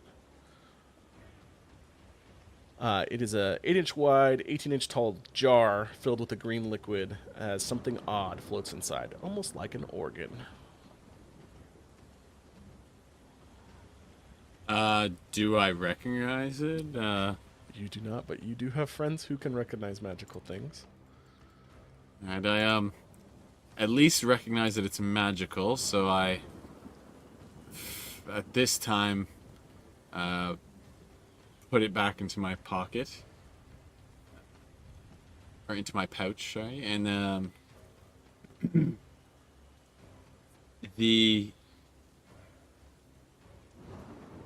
I will beckon Ozal to come, because I am maybe a little concerned of what this could be. Maybe we've been tracked before. I don't know magic things that well, so I will beckon Ozal to come over, actually, with that, and show it to him, actually. So I won't put it in my pocket. Sorry. No, you're good. I'll talk to you. Yes, I have something I need you to identify. Yes, Master Elf. Let me take a look at it. I hand it to him and say, "This is from Captain Jace's desk. It's some sort of organ. I want to be sure before we bring it anywhere that it shouldn't go."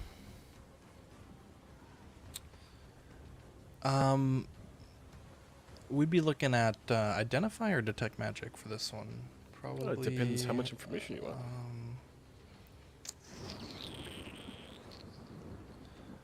Yeah, I'll do identify as a ritual. 2 minutes pass, because it's 1 minute plus the casting, Yeah. another minute, right, for ritual. And you hear the soothing voice of Theperos in your mind as your staff pulses a golden light color. Master Ozal, this is a very interesting magic item. It is concealed within a magic jar. It appears to be acid with an organ suspended in it. It seems to be some sort of hybrid human/dragon organ that could be surgically implanted into someone's mouth, giving them a permanent bonus action to spew forth whatever, I'm assuming acid, as a breath weapon.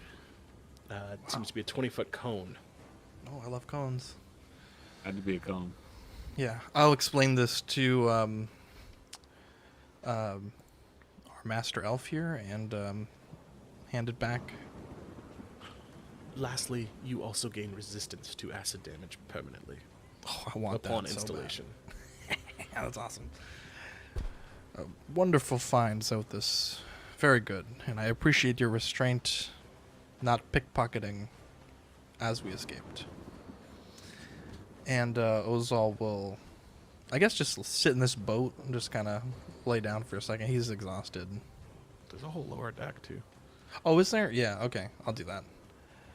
I will say, if you will excuse me, I must retire, Master Elf. And Ozal will bow to Frederick and ask if he may be assigned a quarter beneath deck. Take whatever your fancy is. He pulls his tricorn hat, spilling water everywhere, and gives you a sweeping bow, gesturing to the decks below. We are here for your comfort and transportation needs, as he sets his hat back on top of his head. Sweet. I'll take this towards You the walk rear of into the Frederick's captain's quarters. ship. Oh, my bad. I didn't know that. Okay, we'll go to fine, the it's next cool. one, I guess. You walk into Frederick's dressing room, which is Oh, also a God. second captain's quarter. Okay. So I guess there's that front quarter where Marius is. I guess I'll go in here. Sure. There You we walk into the tri-bunk room. You don't want to stay in the captain's quarters? It's the comfiest bed. No, I wouldn't dare. Okay. That's very polite of you. He can only before- drive. It's not like he can leave the wheels. So. Yeah, before I enter the, I guess to lie down for a moment, I'll prestidigitation. If you recall, when I entered the prison, I soiled myself up, so clean off and Yeah. get nice and clean and change into my robes and lie down. You just throw your old robes out into the water? Or whatever your soiled rags were? Oh yeah, if it's the prison rags, yeah. Perfect. You throw prison rags into the water. That won't come back to haunt you. Oh, okay, well I don't want to do that then. What the hell? I'm just teasing you. Jesus, I'm now I'm sorry. scared I'm about sorry. everything. I don't want to be in another snow globe. That was entrapment. Just let him right. I'm just teasing. I I'm just scared, Cody. I have PTSD. You use your. That's the last thing I want. Truth be told. I'll burn the your- rags, I guess. Yeah, I was gonna say whatever your cantrip is, your fire cantrip, and they Yeah. just engulf into ash, blowing into the wind, leaving a trail behind the boat. Ozol will grab a. Before he sits down, he'll just light a pipe and just relax There's- for a moment. There's Dasani water in the room. Ew. It says Dasani. It's an elvish water, if you're curious. Very good. And yeah, Vor will appear and we'll just kind of rest for a moment. Like I said, it was a very taxing situation for Ozol. Yes. You feel as if a piece of yourself is missing, letting Cathundrian out. 100%. But it was for the good of the party, so we're good. Stolas? Hey. Let's go. What's up, dude? What are you up to? Solace is gonna go up to Burn and kind of like push on him with his little bird feet. Burn. You karate kick him. Burn, wake up. What? What are you? Some kind of Philistine? Go sleep in a bed like a normal person. Jesus. That's a good pull. Biblical, some would say. Oh, I couldn't find the strength. I'll crawl. Burn will start to crawl. And is there space under the stairs, or are they like solid? You want to curl up under the stairs? Yeah. Harry Yeah, there's Potter. like cargo and stuff, but sure. You Harry Potter your way under the stairs into a little nest of crates that burst under your immense Goliath form as they create a nice bed of what can only be described as straw. Debris. There you go. Yep, the debris. You rolled me a religion check. Do you want to do that now or at the end of the session? Oh, yeah, let's do that now. While Okay. Burn gets comfy. Stolas, do you have anything else? Yeah, Stolas' original intention was to get Burn to go below deck because he snores so loud. So he's gonna fly up to the bird's nest, and Hell yeah. that's where birds go by definition. So There is actually a small canopy. roost. It's got like a little bit of like a straw roof on top, and you find, oh man, it's perfect. There's like not only other birds droppings in some of the corners, but like used fish carcasses. You can just like kick one off and it lands on the deck, hitting like dirt on the head or something. But it's perfect. There's a perfect wind. You're out of the rain. Some It is very eggs. home. Some remnants of feathers from other, like there's some like raven feathers and some seagull feathers and some owlin feathers. It's very cozy. nice. By bird terms, not by people terms. It's not a people place. Well, he's a bird, so it works out. Okay. He's still kind of nervous about being hunted down and murdered, so he's Well- gonna keep an eye out for any sort of pursuers. We'll resolve that probably towards the end of the session to see mission debriefing with some other characters, and we'll see how that rolls out. Yeah, Yep. being that Ozal just loosed a dragon inside the fence. You drift off into effortless sleep, Burn, in your armor. It's, for us big guys, it's that perfect, like 67 to 69 degrees, somewhere in there. In this, outside the wind chill, of course, right? Your armor's well insulated as you kind of, but it also breathes. It's like a sport material, if you will. Yeah, sure. You fade off to the distant rumbling of thunder, reminding you of your home in the mountains where you grew up. There is another clad figure standing atop the hill, resembling your armor, almost perfect, as if he's one of your order. As you approach him, he looks over the mountain peak down to the valley, seeing the little towns, and he nods to you. Oh. I nod back, I guess. Shield brother. What is Shield our brother? purpose as paladins? To protect those who cannot protect themselves.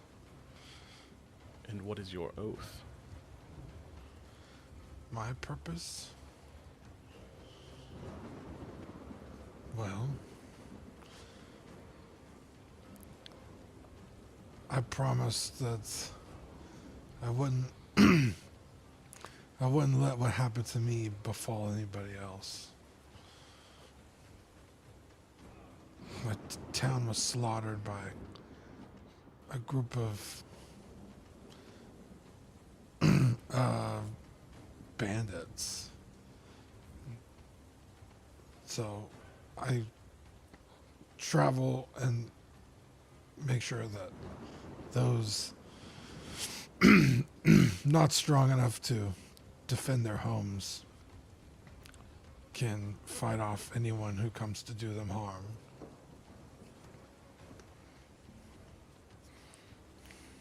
He nods in a non-committal way, acknowledging your words, but not fully accepting them, if you will. He says, "The tenets of vengeance are four, and they are as followed. Fight the greater evil. When faced with the choice of fighting my sworn foes or combating a lesser evil, I choose the greater evil." And a chorus of voices sings out as he says it, the oath resonating as you recognize your tenets of vengeance. No mercy for the wicked. Ordinary foes may win my mercy, but sworn enemies do not. By any means necessary. My qualms cannot get in the way of my exterminating my foes. Restitution. It falls. If my foes wreak ruin on the world, it is because I have failed to stop them. I must help those harmed by their misdeeds. You had an opportunity tonight to fight the greater evil, or die in the line of battle. Your oath is intact, though you skirt the lines of your oath, brother. His helmet kind of turns to look at you. Should you break your oath, Bahamut's power will leave you. He gestures behind him as the mountains shift, moving into a dark forest with a singular road. At the end, it branches into a fork. And he says to you,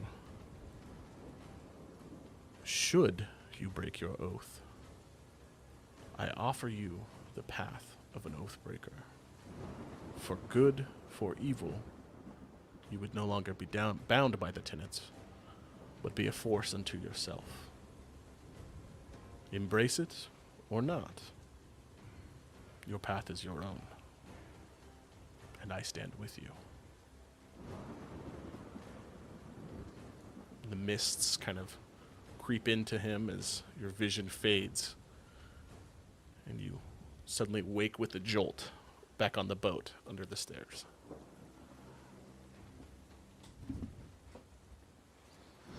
Wow, that was intense. Hell yeah, brother. I don't really know what I did wrong. You had a chance to fight Bayor and chose to run. The definition of a greater evil, my friend. I mean, okay, no, I got it. Right? It is but a warning, right? Yeah. You also have not offered Bahamut any praise on our trip yet, Cody the Dungeon Master says. But that's between you and him, not between me and you. Yeah. Yeah. Well, I haven't.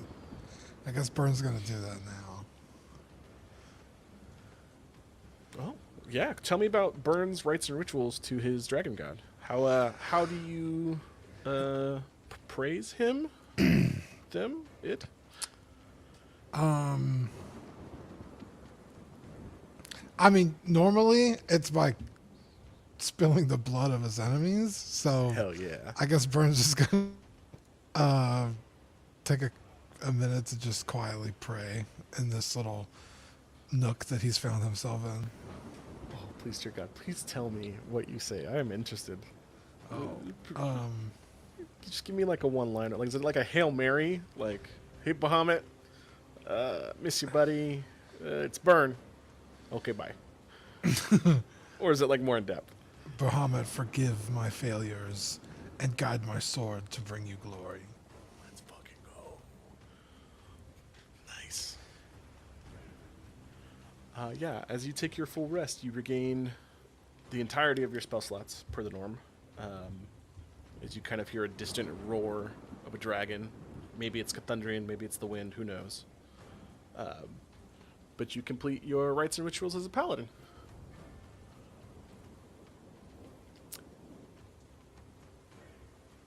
All right. Anyone have anything else before we move on? How much? You said we're gonna move on. How much time are we gonna spend before? Like, is the Days. move on This is time? days jump? of voyage. Okay, I do not have an encounter planned. It's just kind of smooth sailing back. perfect. Yeah, Ozal's going to take this time. Sorry, let me You're good. pull up what I need to do.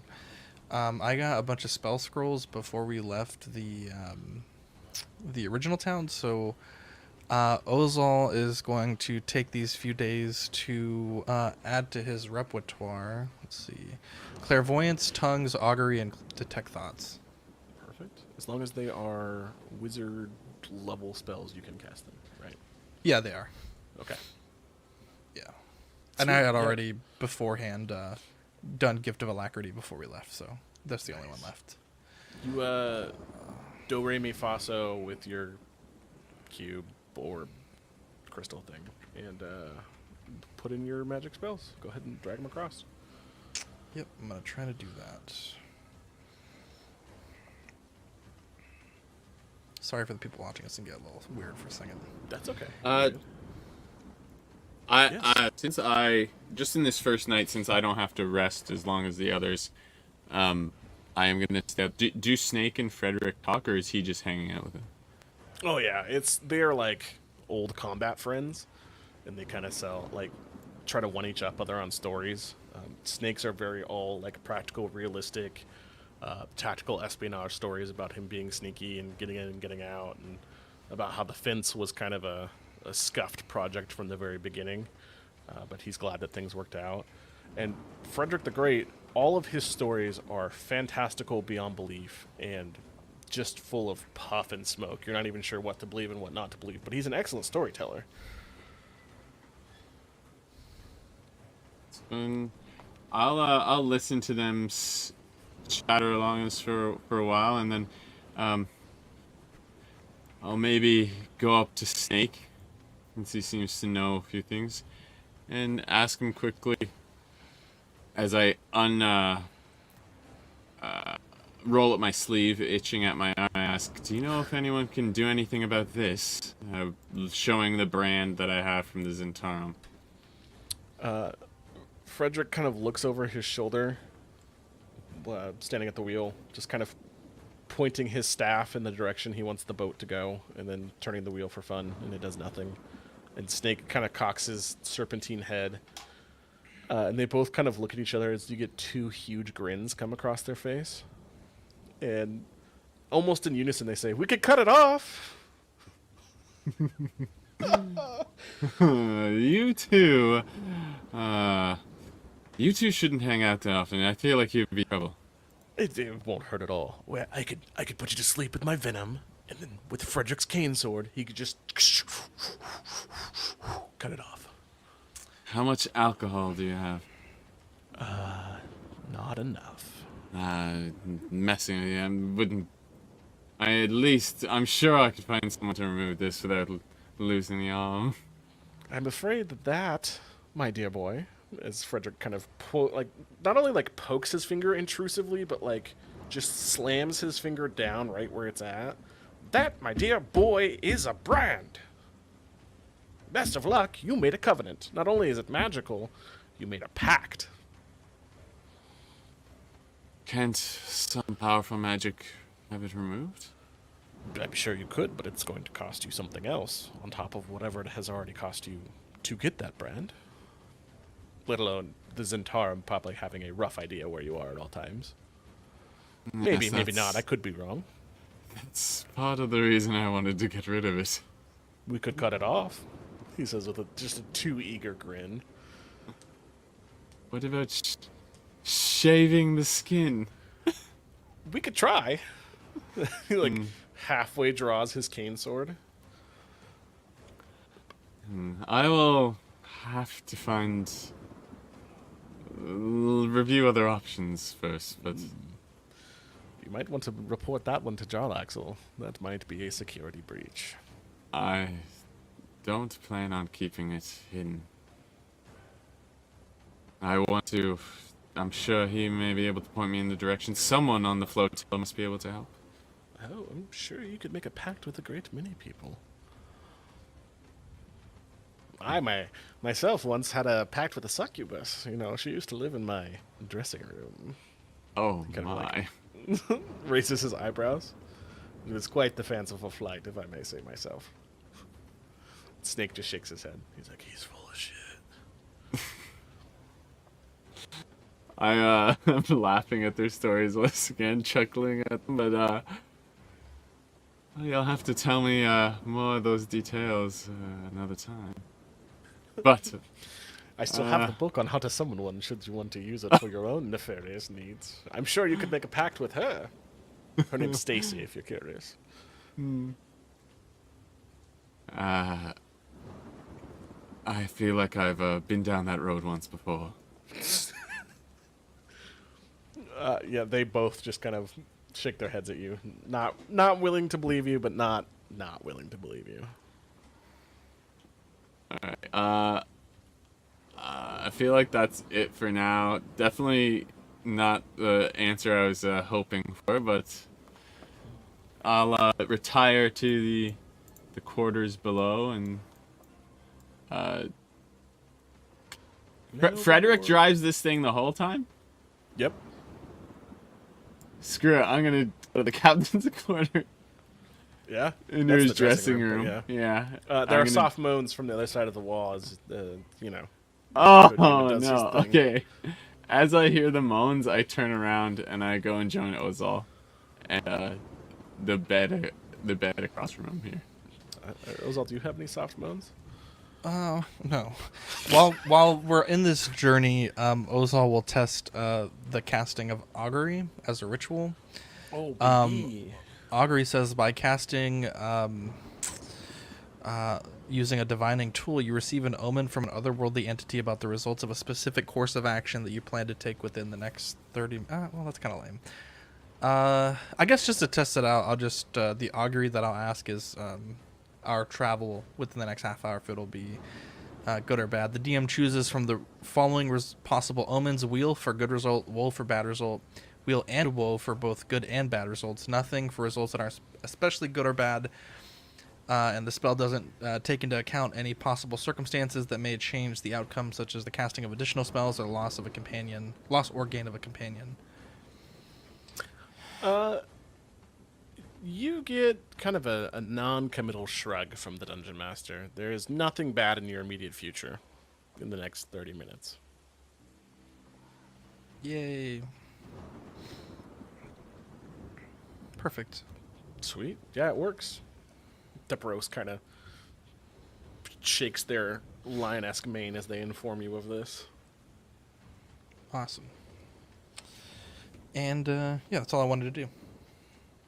Marius, anything for you before we move on? Well, that's negative. I'm gonna focus on trying to recover my spells and get some healing, and then I'll have another thing or two for the next day. Okay, yeah. Well, this is the whole, 10-day trip, so if you have something you want to do, just lay it out for me, my man. Oh, gotcha. So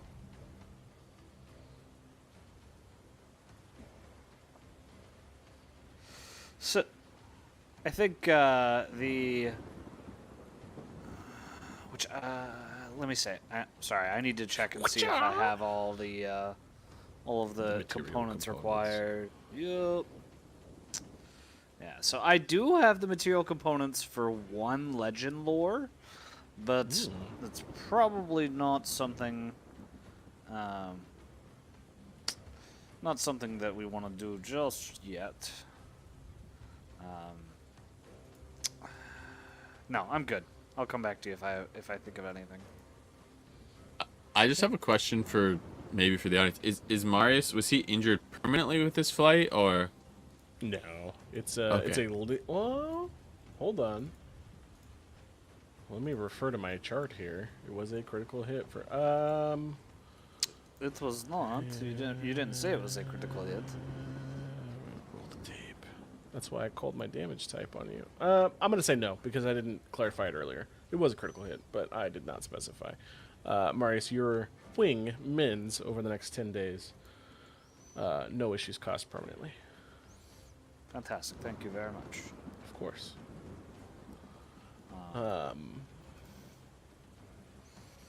Yeah, that's what I got. You guys make your way back on the boat. Making your way downtown. Floating fast. Faces past, and now you're homebound. Let's get you all grouped up here. Group choice. Would you rather go... Go ahead. Is the ship shaped like a shoe? Why is there a gap there? Why indeed, my dear boy. Why indeed. Technically, there's two separate entrances. One is through the cargo hold, which is the stairs that kind of come down. And then the cabin underneath the captain's deck is where the captain's quarters is. Okay, sorry, had to ask. So, go ahead.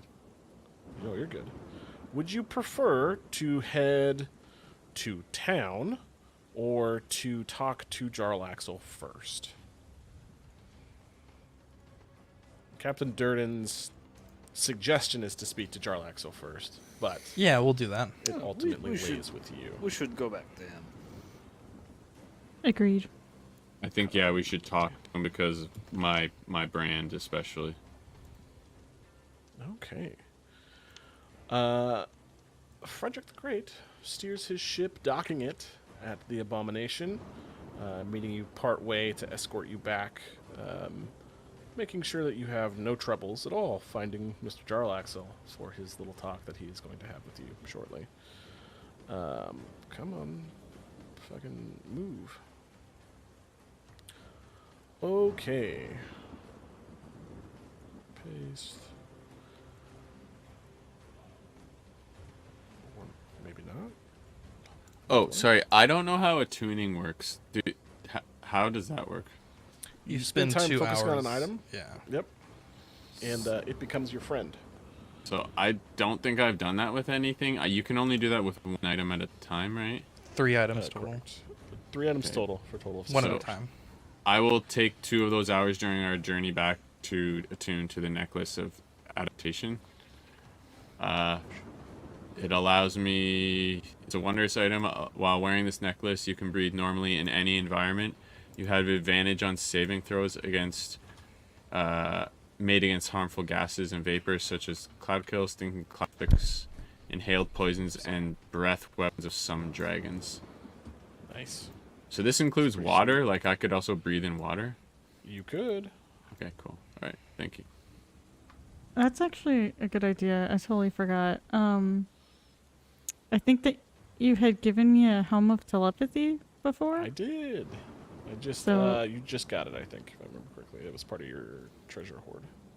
Yay. I'll go ahead and tune to that then. Sick. Do you know how to drag that into yours, or do I need to drag it over to you? I don't know how to do that, so Okay. I will handle that shortly then. Oh, 4's already on the board. Okay, you go ahead and move over, Zach, to the very common meeting room. I'll probably drag it over towards the end of the episode, Dini, or maybe at the end. that's fine. Thank you. Of course.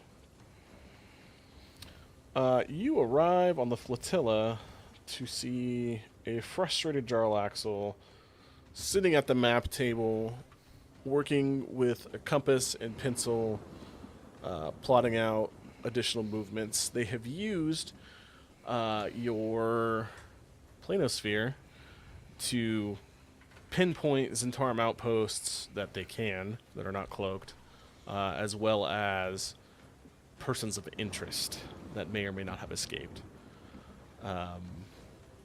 As you guys enter, kind of taking your spots, Mother Zin kind of comes in, bowing towards Jarlaxle. Jarlaxle nods to her. She will take her seat at the table next to him.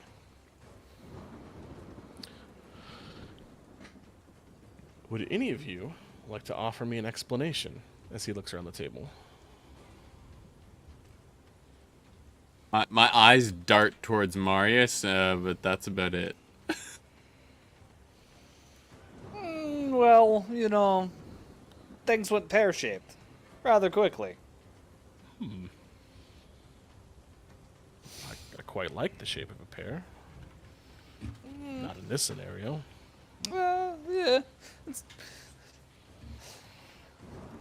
So, I mean, getting there, we managed to infiltrate and convince them that we were joining them and go to the field.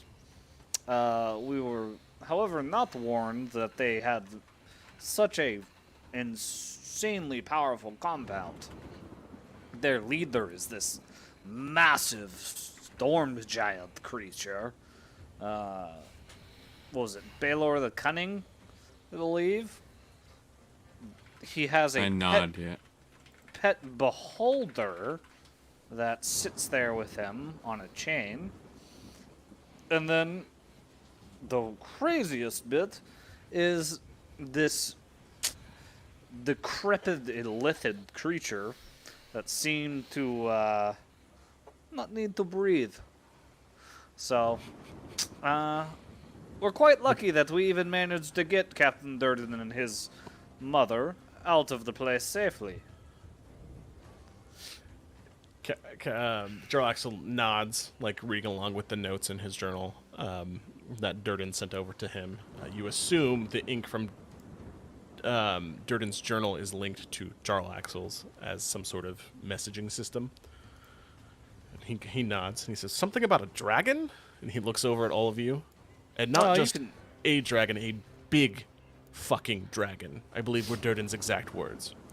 That would be me, Captain. You can just summon big fucking dragons? That would have been nice to know. We could have used it more strategically. It's more of a one-time thing. And to be fair, our lives were at risk. We He's tried kind to of barter with them. rubs his temples. Sorry, why moves is he his eye mad at us patch. here? Can He you just- explain that? Things did not go. We're getting there. Oh, okay, because like we didn't do Yeah. anything wrong. He's like, "Wait, yeah, you didn't do a lot wrong. You succeeded. We'll start with the good things. You brought Mother Zin back to her people." He kind of claps sarcastically to you. He's like, and Mr. Kojima has been returned, which is actually probably the greatest thing you could have done, because it is a great asset to the flotilla, opening back up the Artificer's Core to the common folk, which, the flow of magical items being created and having access to that is a solid good. You're alive. That's another good thing. Let's talk about the negatives. Well, Jace is still alive, and his smuggling operation still lives. I have banned him from the flotilla, but you guys stopped magic gear. It's another bonus. That was more of Arthur's mission than mine. Unfortunately, the scroll merchant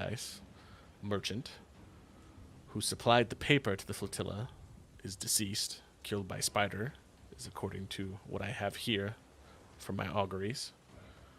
Basilisk is brought back to us. Again, more of an Arthur thing. So he kind of nods towards the agent, who nods back at him. Brender was set loose, who is a free agent for the entirety of Tiamat's operation. He rides on a red dragon, and he escaped with an eyeless beholder that is an oracle. You also let out the archdevil, Arbayek, Prince of Swarms. He kind of just opens his palms to you.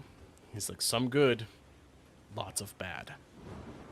But We didn't have many options.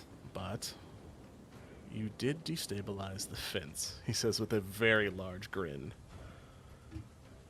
And for that, I suppose, you move up in rank. Durden, you are relieved of duty. I will send you back on your own missions. What? The rest of you can make your home on the Lucy.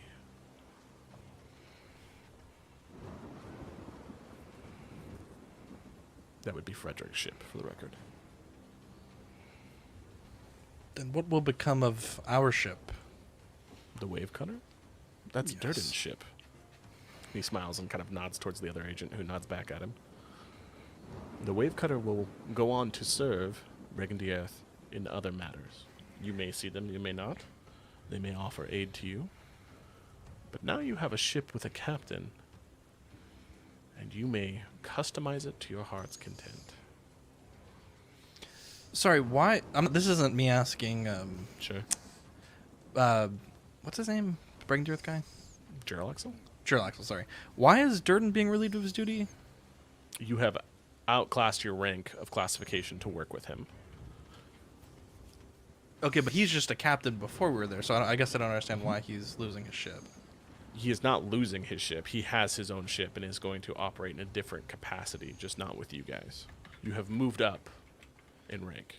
Correct. You said he was Therefore, you relieved of rewarded- duty, So- though. Relieved of the duty of guarding, watching us. Correct. Oh, believe. I see. Okay, sorry. I thought he Correct. was getting punished. Sorry, I it was like, a I little don't bit ambiguous. understand. You're right. Okay, He is sorry. being repurposed Okay. as you guys move up. So- Awarded your own ship and captain. Captain Frederick is. It seemed at first he was just a mercenary, hired to transport us, so he's actually a part of this group. Jarlaxle smiles. He's like, the most ordinary people can be the most extraordinary people, Master Ozal. He was quite extraordinary. So, you mean that we're just moving captains? We're just changing ships? No, you have been promoted. So do one of us have to decide who's the captain of the new ship? No, you may operate freely upon missions that I will assign to you at an undisclosed time. There are quite a few as he lays out a map, and Dungeon Master Cody goes into a little bit of meta. You now can operate as what is known as the rank of free agent. You are still a part of Brigand the Earth and have their support system, but instead of Jarlaxle giving you missions, you can choose your mission, which we will talk about how that works probably off stream, because that's more of you guys progressing your adventure, picking where you want to go and how it happens, right? As well as a crafting system that I've implemented. I've given you a somewhat bare-bones ship that you can add things to, like a ballista or cannons or something else, right? potentially an airship down the road once you build better ties with the Artificer Corps. So, and a captain. Well, I'm curious about who the Blood Feathers are, as I seem to be gathering, factions that want to kill me like they're poker cards. Is that how you ask him? Yes. What are poké cards? He kind of looks at you strangely. Is that a Vistani? Pokemon? Poker. Poker. Like dragon dice. Yes, I know that. Okay, it's kind of like dragon dice, but you play with cards instead, and they have different values, and you're trying to get a collection of sorts. He nods. He pulls out a notebook from his chest, and he kind of licks his finger and begins flipping through it. Seems to be maybe a private diary. And towards the back of it, he has just a kind of a one-note section. He says, "Oh, shit. They are a freelance mercenary agency that specializes in assassination. They seem to be some sort of orc giant hybrid who specializes in taking assassination missions, just to reinforce the assassination mission side of things. They tame griffins and strike from long range." Yeah, I've experienced one of their arrows personally. It was not pleasant. Here, No. as I'll produce it. Is a broken arrow of slang. Yeah. He says, Covered, He'll kind of start sketching it into his book, drawing on like the red of the feathers on it and the barbaric nature of how nasty this arrow is. He says, "Leave it to orcs to make the most damaging shot count." That's what I know, unfortunately. We could look further into it should you like to draft your own mission to hunt them down before they hunt you down. But that is Oh, up yes. to you. Might I also add Sanguine Chalice? 2 for 1. Yes. Yes. Both yes. I'm getting rather tired of, having these minor factions on my ass when we're also aiming towards taking care of he who shall not be named. Voldemort? No, just kidding. Wow. He nods at you. You can't say his name! Why would you do that? He nods and he says, "You are becoming a bigger player in the game, Marius. I, too, have a target on my back." And then he gestures to the abomination. "But I have built a fortress in which I can live." One question that I have, Cody, for you. Sure. I know part of, like, a lot of what we were just doing was, we had, like, the code names, but it seems Sure. like none of that really mattered. They just kind of knew who we were because they were working with Merlin. So I know, like, the overarching plot that we're going through, like, is it known by, like, is it known, like, who we are as people? Oh, you want to know if you got tagged, like, officially? I guess, because I know, like, that was the concern, right? Like, if we used our real names, that somehow that would get back to us, but it seemed like it didn't really Right. matter, regardless. No. So the only people who got tagged specifically in my notes here, let me just double check, were Marius and Ozal. What the fuck? Out of the I two know. of you, something you guys don't know, out of the 5 people in your group, I am running a, how do I put it, a reputation system in the background. Burn is 3rd on the list, Stolas is 4th, and Zoltas is 5th. Marius being 1st, and Ozal being 2nd. Wow. What does that mean? You are more renowned than some of your other fellow members based on your deeds, your acts, and the interactions you have with other people. So, Bad boy. being that you two have had the largest interaction with Merlin outside of anyone else, that is what tagged you. And Bayor the Cunning is an intelligence specialist, hence his name, the Cunning. Zoltas, I believe you had something too for Mr. Jarlaxle. Just hearing the mention of orcs makes Zothis shudder. Just not a fan of them. But I will roll back my sleeve once more and say to Jarlaxle, I had to sort of join the Zhentarim to infiltrate. But this brand, what can we do about it? I fear there could be some sort of tracking spell or location spell. Snake snickers in the background, and so does Captain Durden, just a little bit, as you hear the words come out of Jarlaxle's mouth. We could cut it off. You know, I'm not the first person who said that to you. No, you're not. And you know, my appendages don't grow back like some friends you may know. But I would like to keep the arm. We could get you a better one. It would take some time, but it could be done.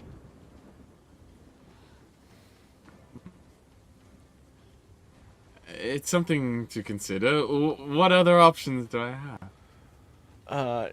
He will kind of stand up, like scoot his giant chair at the helm, if you will, and kind of walk over to you and grab your arm, looking at it, which, oh, yep, there he goes, finally, 10 seconds later after I try to move him. He kind of peers at it and then shows it to Mother Zin, who kind of shakes her head. He says, it is an interesting thing being a part of a group. Some groups carry badges, and he kind of gestures to the lapels that you were given at the very beginning, this hat with a little spider on it and a giant eye patch, right, which is the symbol of Brigand Earth. Your pact was more intimate. Everyone in Brigand Earth is disposable. Even me. We serve our purpose to help the common folk of Faerun. That is our cause right now. At one point it was to plunder, to leave the Underdark and the oppression of the matron mothers. As he shoots a sly glance to Mother Zin, who kind of, her face like wrinkles, and you see her hand kind of just twitch in disapproval being spoken to. But we are now on the surface world, and the Underdark is in shambles. I don't know how to remove it. The thought of cutting it off is terrible, but it's a quick and immediate fix. You could try to have your curse removed or magic dispelled. I don't know that it will work, because this is a blood pact.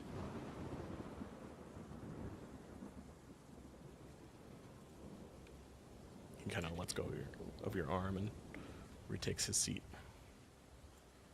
Is there any way to confirm that it is tracking us or not? I don't know the inner workings of the Zhentarim's network. I know some of them, obviously, but not all of them, as I am not a Zhentarim member currently. Ex-Zhentarim, but that was before the tattoos / brands. How lucky. Ozal will ask, do we have reports of how disturbed the fence has been? Yes, you left at an appropriate time. He will kind of circle his hand over the map on the table as the train moves out, and then in on the fence. It's like a still picture. You can see that a lot of it's on fire, and there are hordes of undead that are flooding to it, with this giant knight on a horse kind of leading these undead troves. This green energy moving from his hand as you see the eyes of these like zombified creatures moving in. They seem to have visitors. I would assume that Vecna's response was fierce. These are a couple days old, unfortunately. We are attempting to get more. But you have destabilized the northern outposts, and I have a feeling that they will respond in kind. I am also going to break up the flotilla after you finish your business, because I fear, with the dragon cult having an oracle, that they will be able to find our position relatively easily if we are clustered.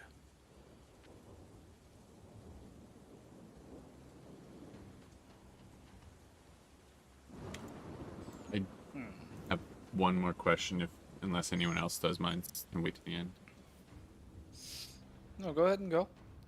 Just very quickly, I'll ask him. The swarm devil. What was?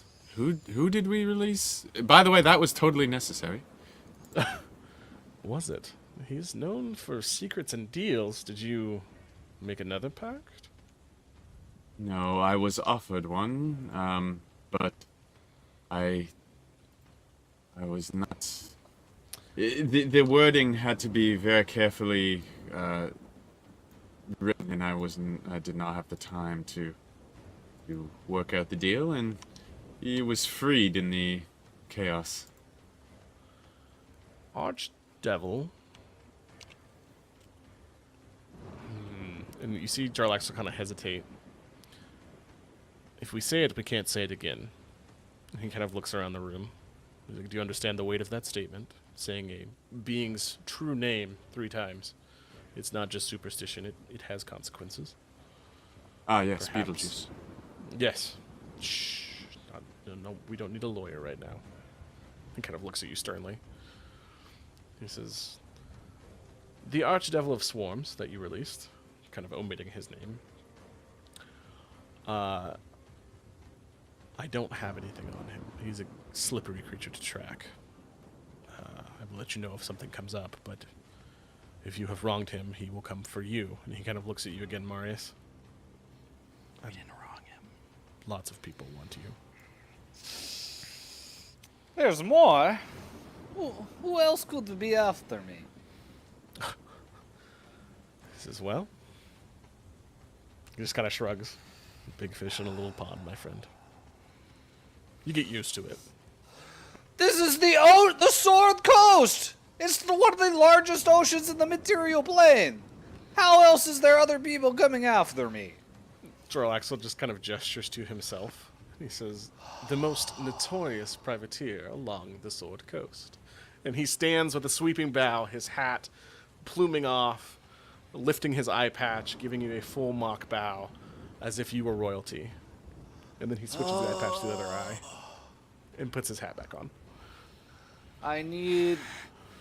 Where is wine? I need the wine. I have some Underdark wine. Care to partake? Yes, please. The spider's web. He pulls out an ornate crystal bottle with a black liquid inside. It's a very dark, like, porter wine. And he just slides you the bottle. Thank Careful. you. Please. Careful. Why? Do What's not wrong drink with it? fizzy lifting drinks. No, that's a joke. He just slides you the bottle of wine. It's potent. That one's not poisoned, for the record. Great. Thank you. Oh, what I wouldn't give for another bottle of Dragon Crush Red. Byrne, do you have anything to add? You've been kind of quiet. Or Ozal, or Stolas, or anyone? I asked my question. I just was curious, like, how destabilized the fence was. You have destabilized their northernmost outpost. Yeah, boy. a net You could have let us go, but he was being a fucking dick about it. Well, that's fine. He's still alive. Jarlaxel mentions offhandedly to you. For now. Fucking his shit was bamboozled a little bit. Byrne, you cleared your throat, my man. What's up? No, Burn doesn't really have anything to add. No questions about Brender? No, I don't think so. No. Oh, I thought a long-lost brother would have gone a little further. I'm sorry. I mean, to be fair, that's something you added. That's okay. Yeah, I don't. Stolas has a whole clutch that she doesn't know about yet. Oh, I do have a cool. I got a flame tongue or something. Yeah. What is that? It's a big fiery sword that does 4d6 damage. Oh, With 2d6 slashing, Sweet. 2d6 fire. cool. I'll add it to your sheet later. Yeah, I don't know how to That's okay. add the. It's a big smacky boy. It'll replace horse cutter, unfortunately. That's cool. John Axel kind of shrugs, and then he pulls a large pouch, spilling it onto the table. And he says, well, 9 missions in front of you. 4 complete, 5 failed. I award each of you Wait, what? What did we fail? the missions that I just said earlier. Go back and watch the episode, my guy. We didn't We talked fail about the any net missions. positives and the next failures. Oh, you mean 5 objectives, not whole missions. Well, you know, objections, missions. Sorry, I was like, semantics. whoa, we have fucked up bad. Out My of bad. 1,200 per person, it is dropped to 500 per person. What? As he slides 500 gold each across the table to you, scooping the rest into his bag. There's no way. This is the payment from Arthur? No, this is from Jarlaxle for extraction. Oh, okay. I was like, oh. Plus 100 gold. Well, let's say 200 gold for your advancement, so 700 gold each, and I'll add that in chat. I also never got my gold back from whoever had it. I don't Unless know. they You'd have to spent take that up all with of it. them. That would be Marius. And You definitely spent all of it because you came back and asked for it. This tricky Vistani boy. well, did you get the diamond that you wanted? Yes, I managed to get all of these supplies that Oh, I I don't need thought we for ever some. got that. Okay, well, I'll take your 700 then. Was it no? the diamond and the No, rock? you got I- your money. No, how much was left? I chose 0 on my. You literally came and took it all back from me because you needed it for something else. We could talk about it off stream, probably. Aside. No, I'm taking I his think you 7. all are forgetting something very important. What's that, Stolas? Christmas. Stolas is gonna spin his head towards Zothis. Where's the cat? Oh, I was going to mention it actually while we were chatting here. I was petting the cat hiding out my hood, He and pops out of your hood like Batman. I've been feeding him little snacks and stuff. And while we were on the boat as well, just made sure he got some food because we had during the prison break there wasn't a lot to be had. So, and then I have a question for Kojima when the Jalaxo like ends the meeting. Sorry. Yeah, sure. Mr. Kojima. So, I'll ask my question off stream. I don't want to distract us. Okay.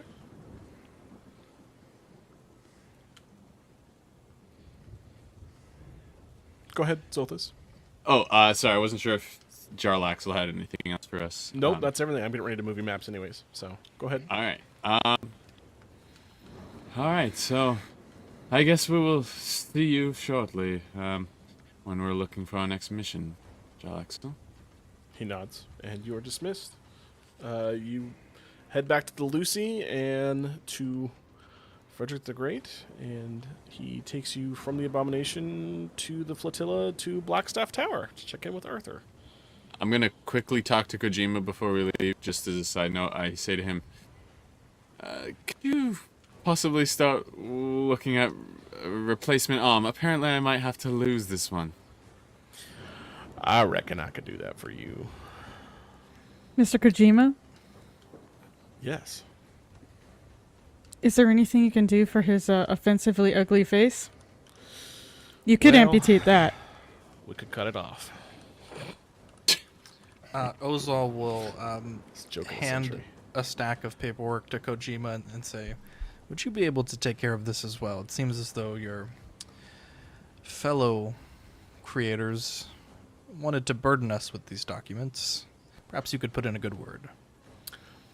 He nods, pulling out a wax seal, And he doesn't even like read over any of it. He doesn't sign any of it. He just There's stamps it. Yeah, there's a slot at the bottom that says approved. And just That's hilarious. approved. Fantastic. And Ozal will say, yes, one of our good friends, you may be familiar, Kranglis, is, I believe, an I reckon I understudy do of know her. yours. Yes, they're quite fantastic. We wish to be reunited with them at some point. Well, I fancy once we talk to Arthur, we could work something out. Get us some sweet tea, if you will, with my cherry pie. And he kind of sticks a hand out to Ew. Carol from HR. Oh my god. That's You made hilarious. this monster. I just want to remind you. He was going to be Asian. Now he's just a horn dog. Right. Also, when is Death Stranding 2 coming out? And then that's about it. Never. And you show up at Black Stuff Tower. After he Greetings, fixes Arthur. Metal Gear Solid 5. Yes, hold on. This has a direct implication. You enter the dining room where you see Arthur leaning heavily on his staff. His Spellstrider armor, which you have not extracted any mages, seems to be cracked as these blue cracks spread from these auxiliary devices on his back, kind of across his armor, almost as if it's like a necrotic rot on a limb. And he gestures for you to sit as Jeffrey kind of helps him into his chair.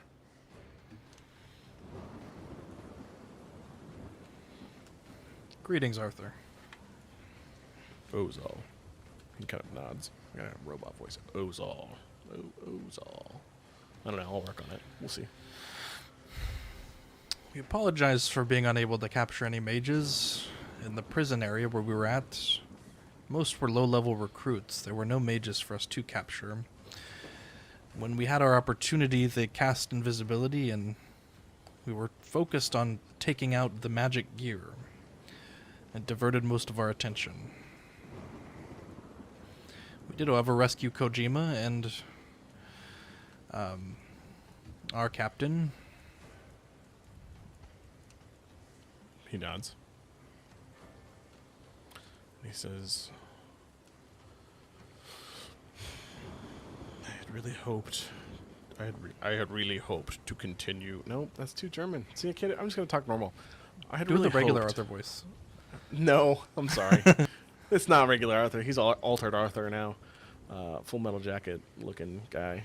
Full Metal Gear. Arthur Gear. I have really hoped that you would be able to bring me more mages so that I may continue my experimentation on solving the issues of the Shadow Weave. Unfortunately, I seem to be... Well, that's my own problem. That research will have to take another time. Perhaps we could speak in private, Master Ozal. Of course. We did try.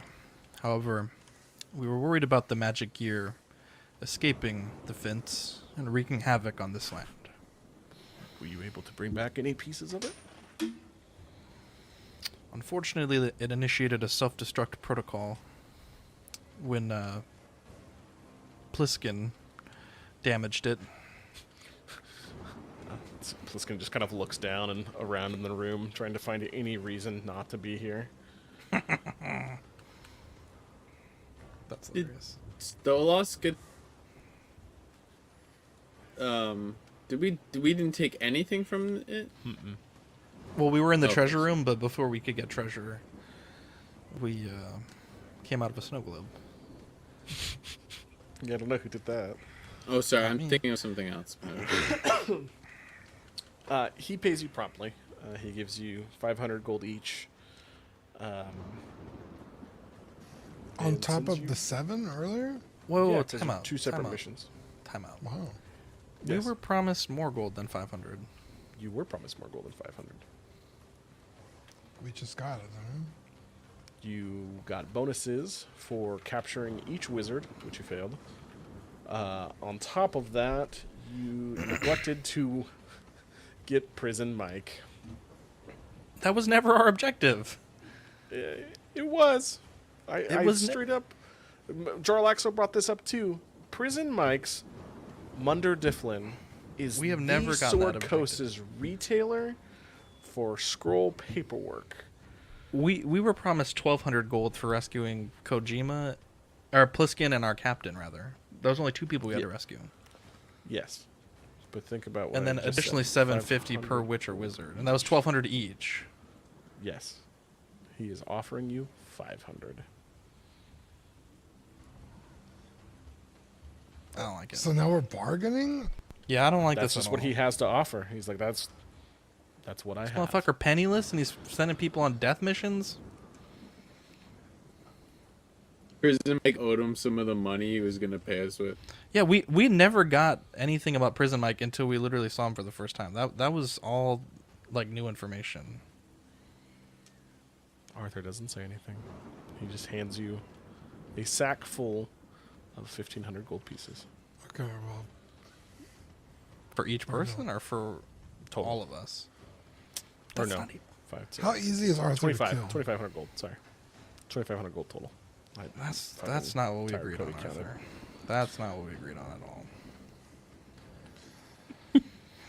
I That's can explain disappointing. more in my private study, Master Ozol. I know you are disappointed, and I bear you no ill will, but it is what I have to offer today.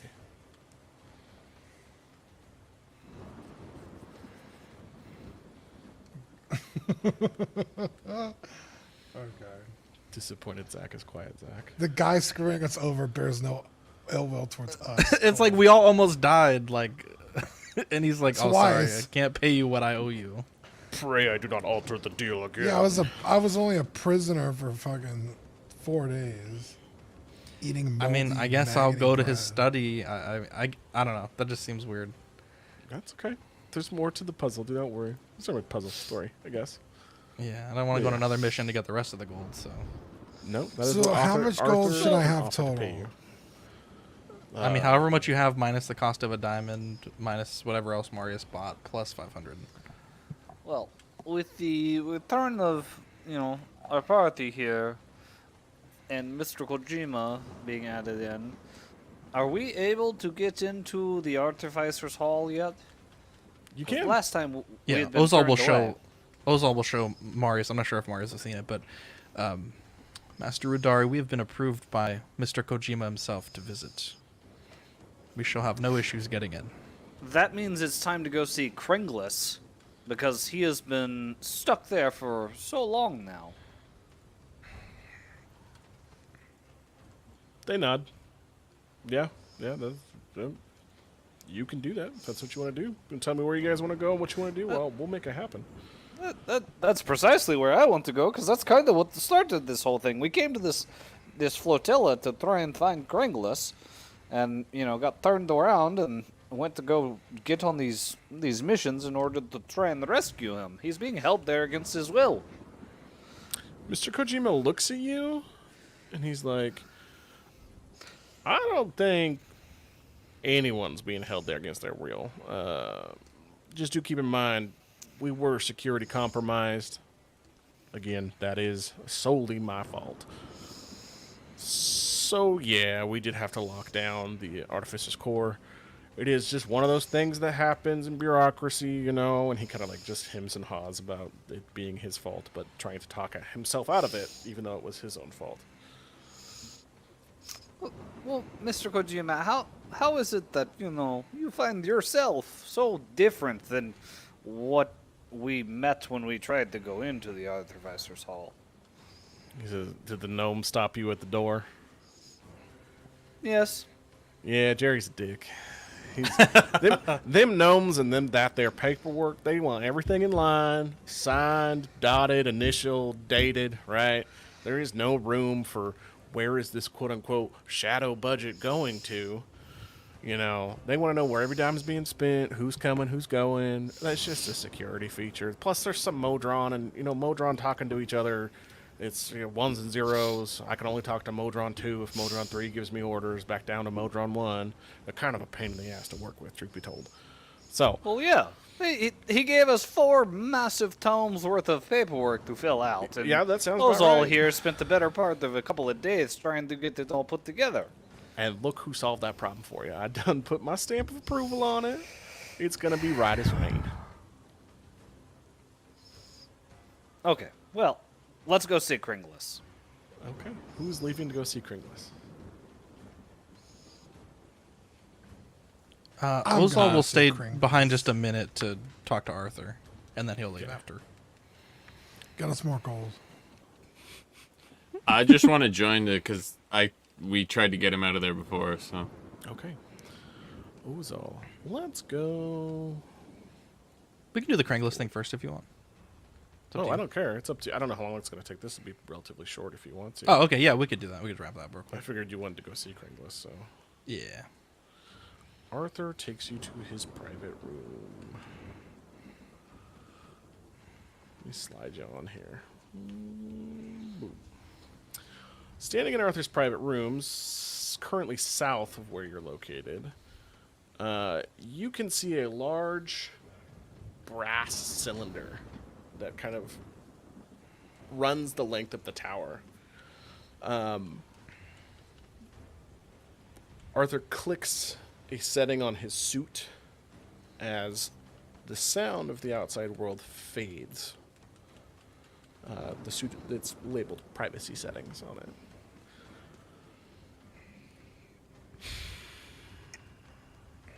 Ozal. Yes.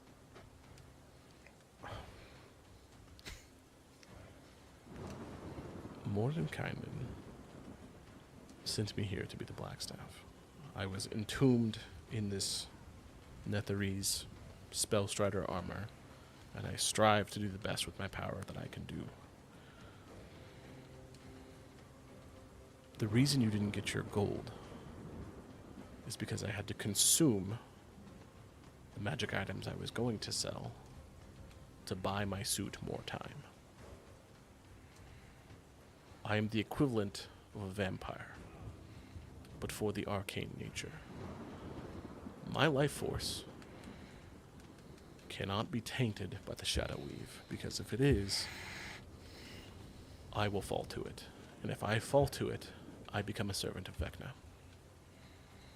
I can feed off of people willing to give me spell slots, but they lose it permanently. I can feed off of items, which I can disenchant or decurse or whatnot.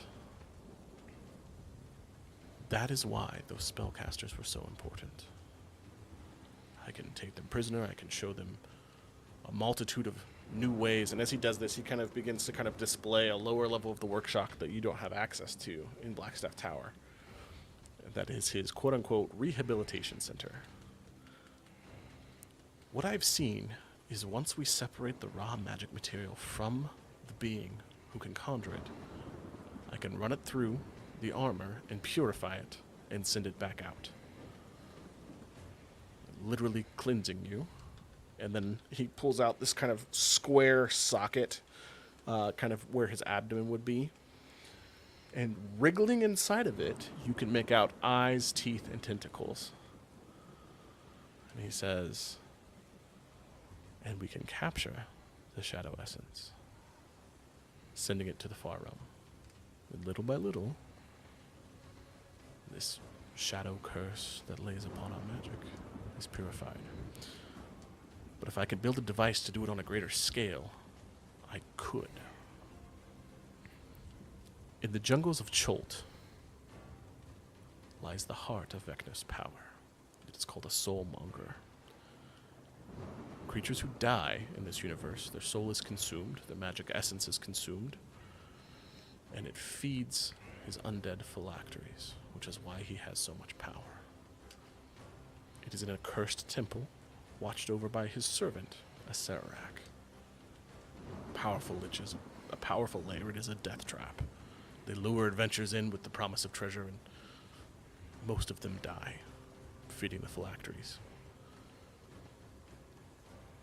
He kind of puts it back in himself, and he says, please understand, I only have so much gold to give you. I am trying, but I am also on borrowed time.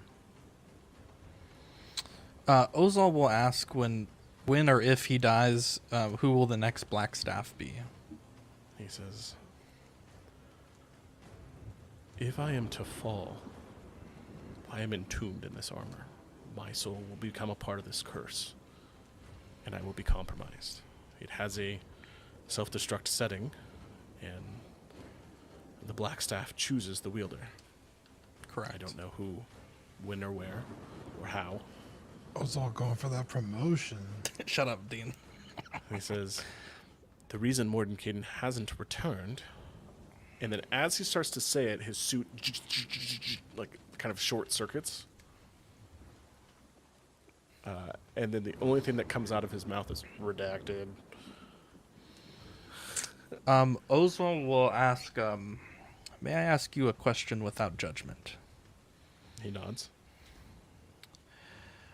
As you know, Barovia was a very gold-scarce environment, and our party really needed this gold. During the prison escape, we found a small supply of spice. If we needed to offload it for the gold, what would be the best way to do it? The slits where Arthur's eyes are, which are kind of these ambiguous orbs that kind of are almost displayed above where his face mask is, kind of narrow.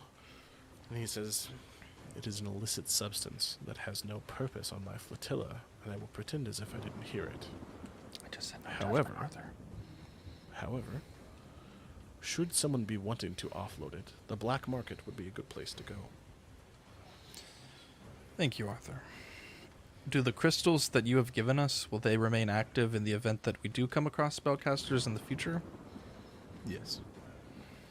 But only for as long as I am online. Please, do not tell your friends. The word vampire does not go over well.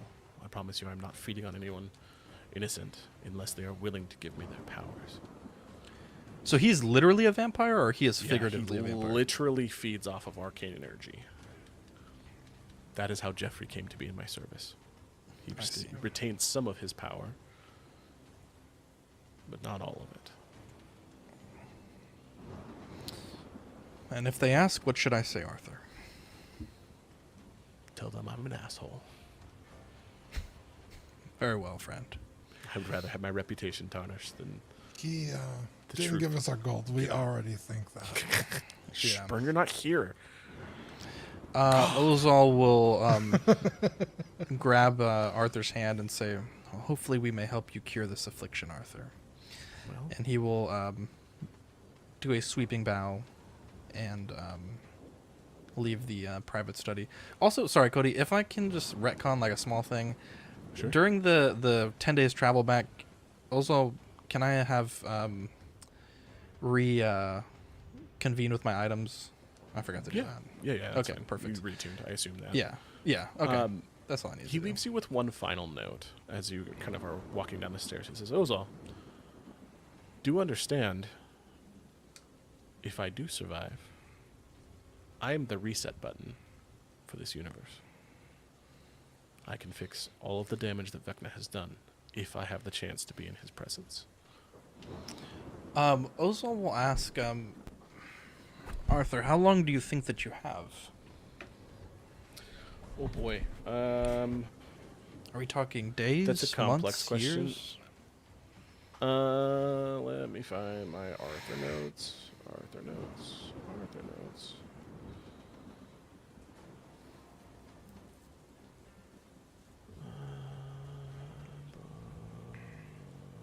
Let me answer that on a different stream. Okay. Yeah? Yeah, I'm just curious. I guess. And then also Ozal will ask, will these rings work as well, or are they deactivated? They have served their purpose for the mission. They are just now mundane rings. He said you can add an extra 50 gold should you want to keep them. I might have put it in his character sheet here.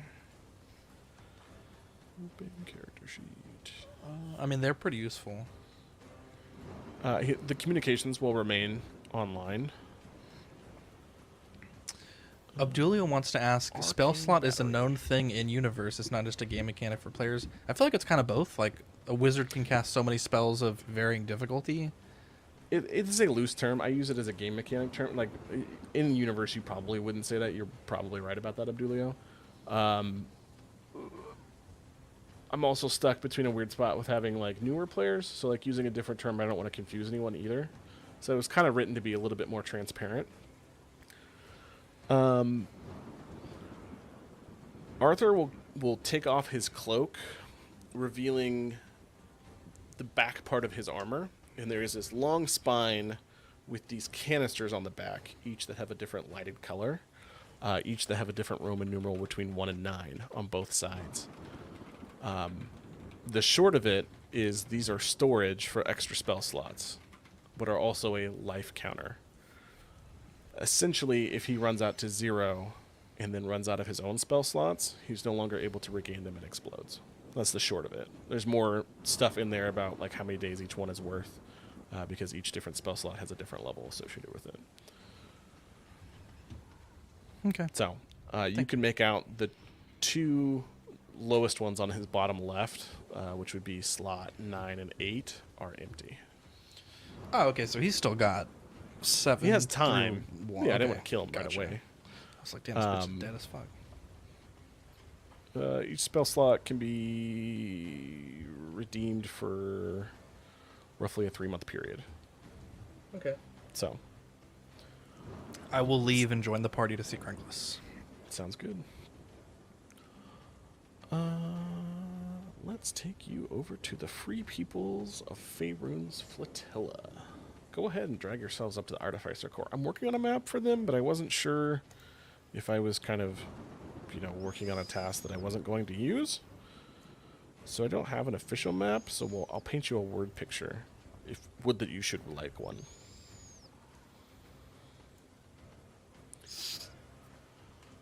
Go ahead and drag yourselves up to the Artificer Core. For those of you who are on the map, if you're not on the map, please drag yourself on, if you can.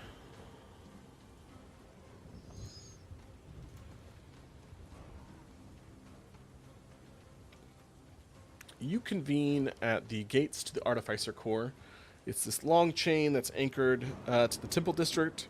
As you walk up, there are very high walls. The gun turrets are still active. You escort Mr. Kojima back, who literally just shows his badge to the stupid little gnome outside, and he just begins cranking the gears manually to open the door wide enough to accommodate each of you to pass after you show him your paperwork, and he takes the time to file through it. It's filed, processed, and you gain entry into the Artificer Core. It is a city unto itself. There is no fog. Sorry, Dean.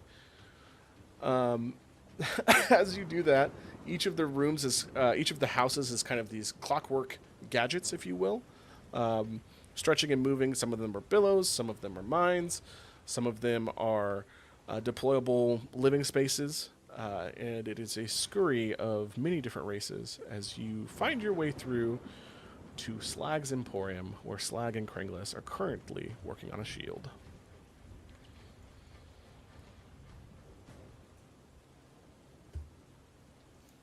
Who wants to go first? Kringless. Friend, we finally managed to make it into this place. Affirmative. Thanks. Oh yeah, Genie, light it up. Let's go. Yeah. Just don't give away any free shit. Yeah. Give us all the free shit. That's my rule. No free shit. It's all paid shit. Go ahead. Are you go ahead, take doing it away. okay? You doing okay, friend? Being a merchant, it's killing me. Well, we actually just acquired a ship. We could use your services again.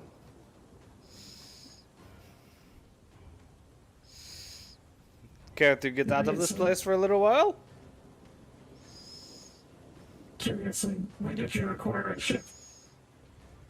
Just recently at the completion of our last mission. Do any of you even know what you're doing with the ship? No, but what's his name? Captain. Oh, why am I blanking now? Yeah, Captain Frederick the Great knows what he's doing. Well, with a name like that,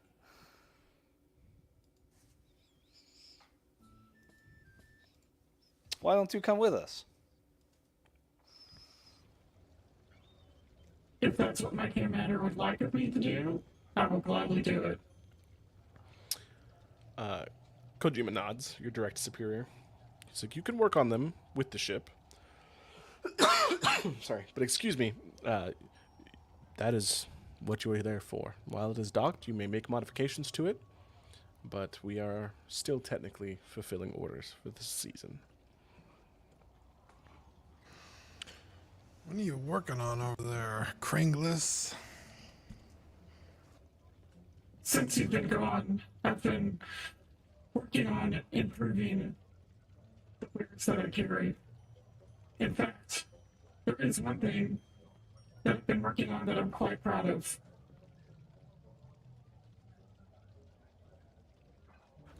What's that? Kringlis holds up a shield that's rounded and concaved with a star in the middle. As Kringlis throws it, it begins to ricochet across the room and come back to them. Oh, And that's not all. Pray tell. Do you want me to make something else up on the spot, or would you like to make something up? Oh, I made something up. Oh, let's see it. Let's go. Introducing the second generation of my newest project. I call it the Giga Encabulator. Oh no. What does it do? Would you like a description? please. Now, basically, the only new principle involved is that instead of power being generated by the relative motion of conductors and fluxes, it's produced by the medial interaction of magnetoreluctance and capacitive directance. The original version had a baseplate of prefabulated amulite surmounted by a malleable logarithmic casing in such a way that the two swerving bearings were in a direct line with the panometric fan. This consists simply of 6 hydrocoptic Marzelfangs, so fitted to the ambitious lunar wing shaft that side fumbling is effectively prevented. The main lighting is of the normal Lewis of deltoid type, placed in a panodermic semi-boiloid slots of the stator, every 7th conductor being connected by a non-reversible trimming pipe to the original differential girdle spring on the up end of the grand meters. Moreover, wherever fluorescent score motion is required, it may also be employed in conjunction with the drawn reciprocation dingle arm to reduce sinusoidal declaration. Oh, you fucking guy. I just got what you were doing. Took you long enough. In description, my asking price is 50,000 gold pieces. 50,000 gold. Fucking. I have 1,200. Nope. That isn't enough. Thank you. Thank you. Thank fuck.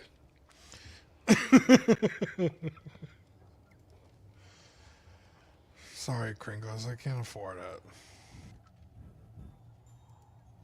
Better start saving your pennies, sir. And with that, that is our episode for this evening. Join us next time when we're going on another adventure. Not. Yay. To the jungles of Cholt. You want to go to Cholt? Oh, I thought that's what you just said. I wanted to do That's the what you Dune wanna thing, do. but It's an no, I'd option. want to go to Dune thing. Bye. We'll talk about it. Chombo. Bye. Bye.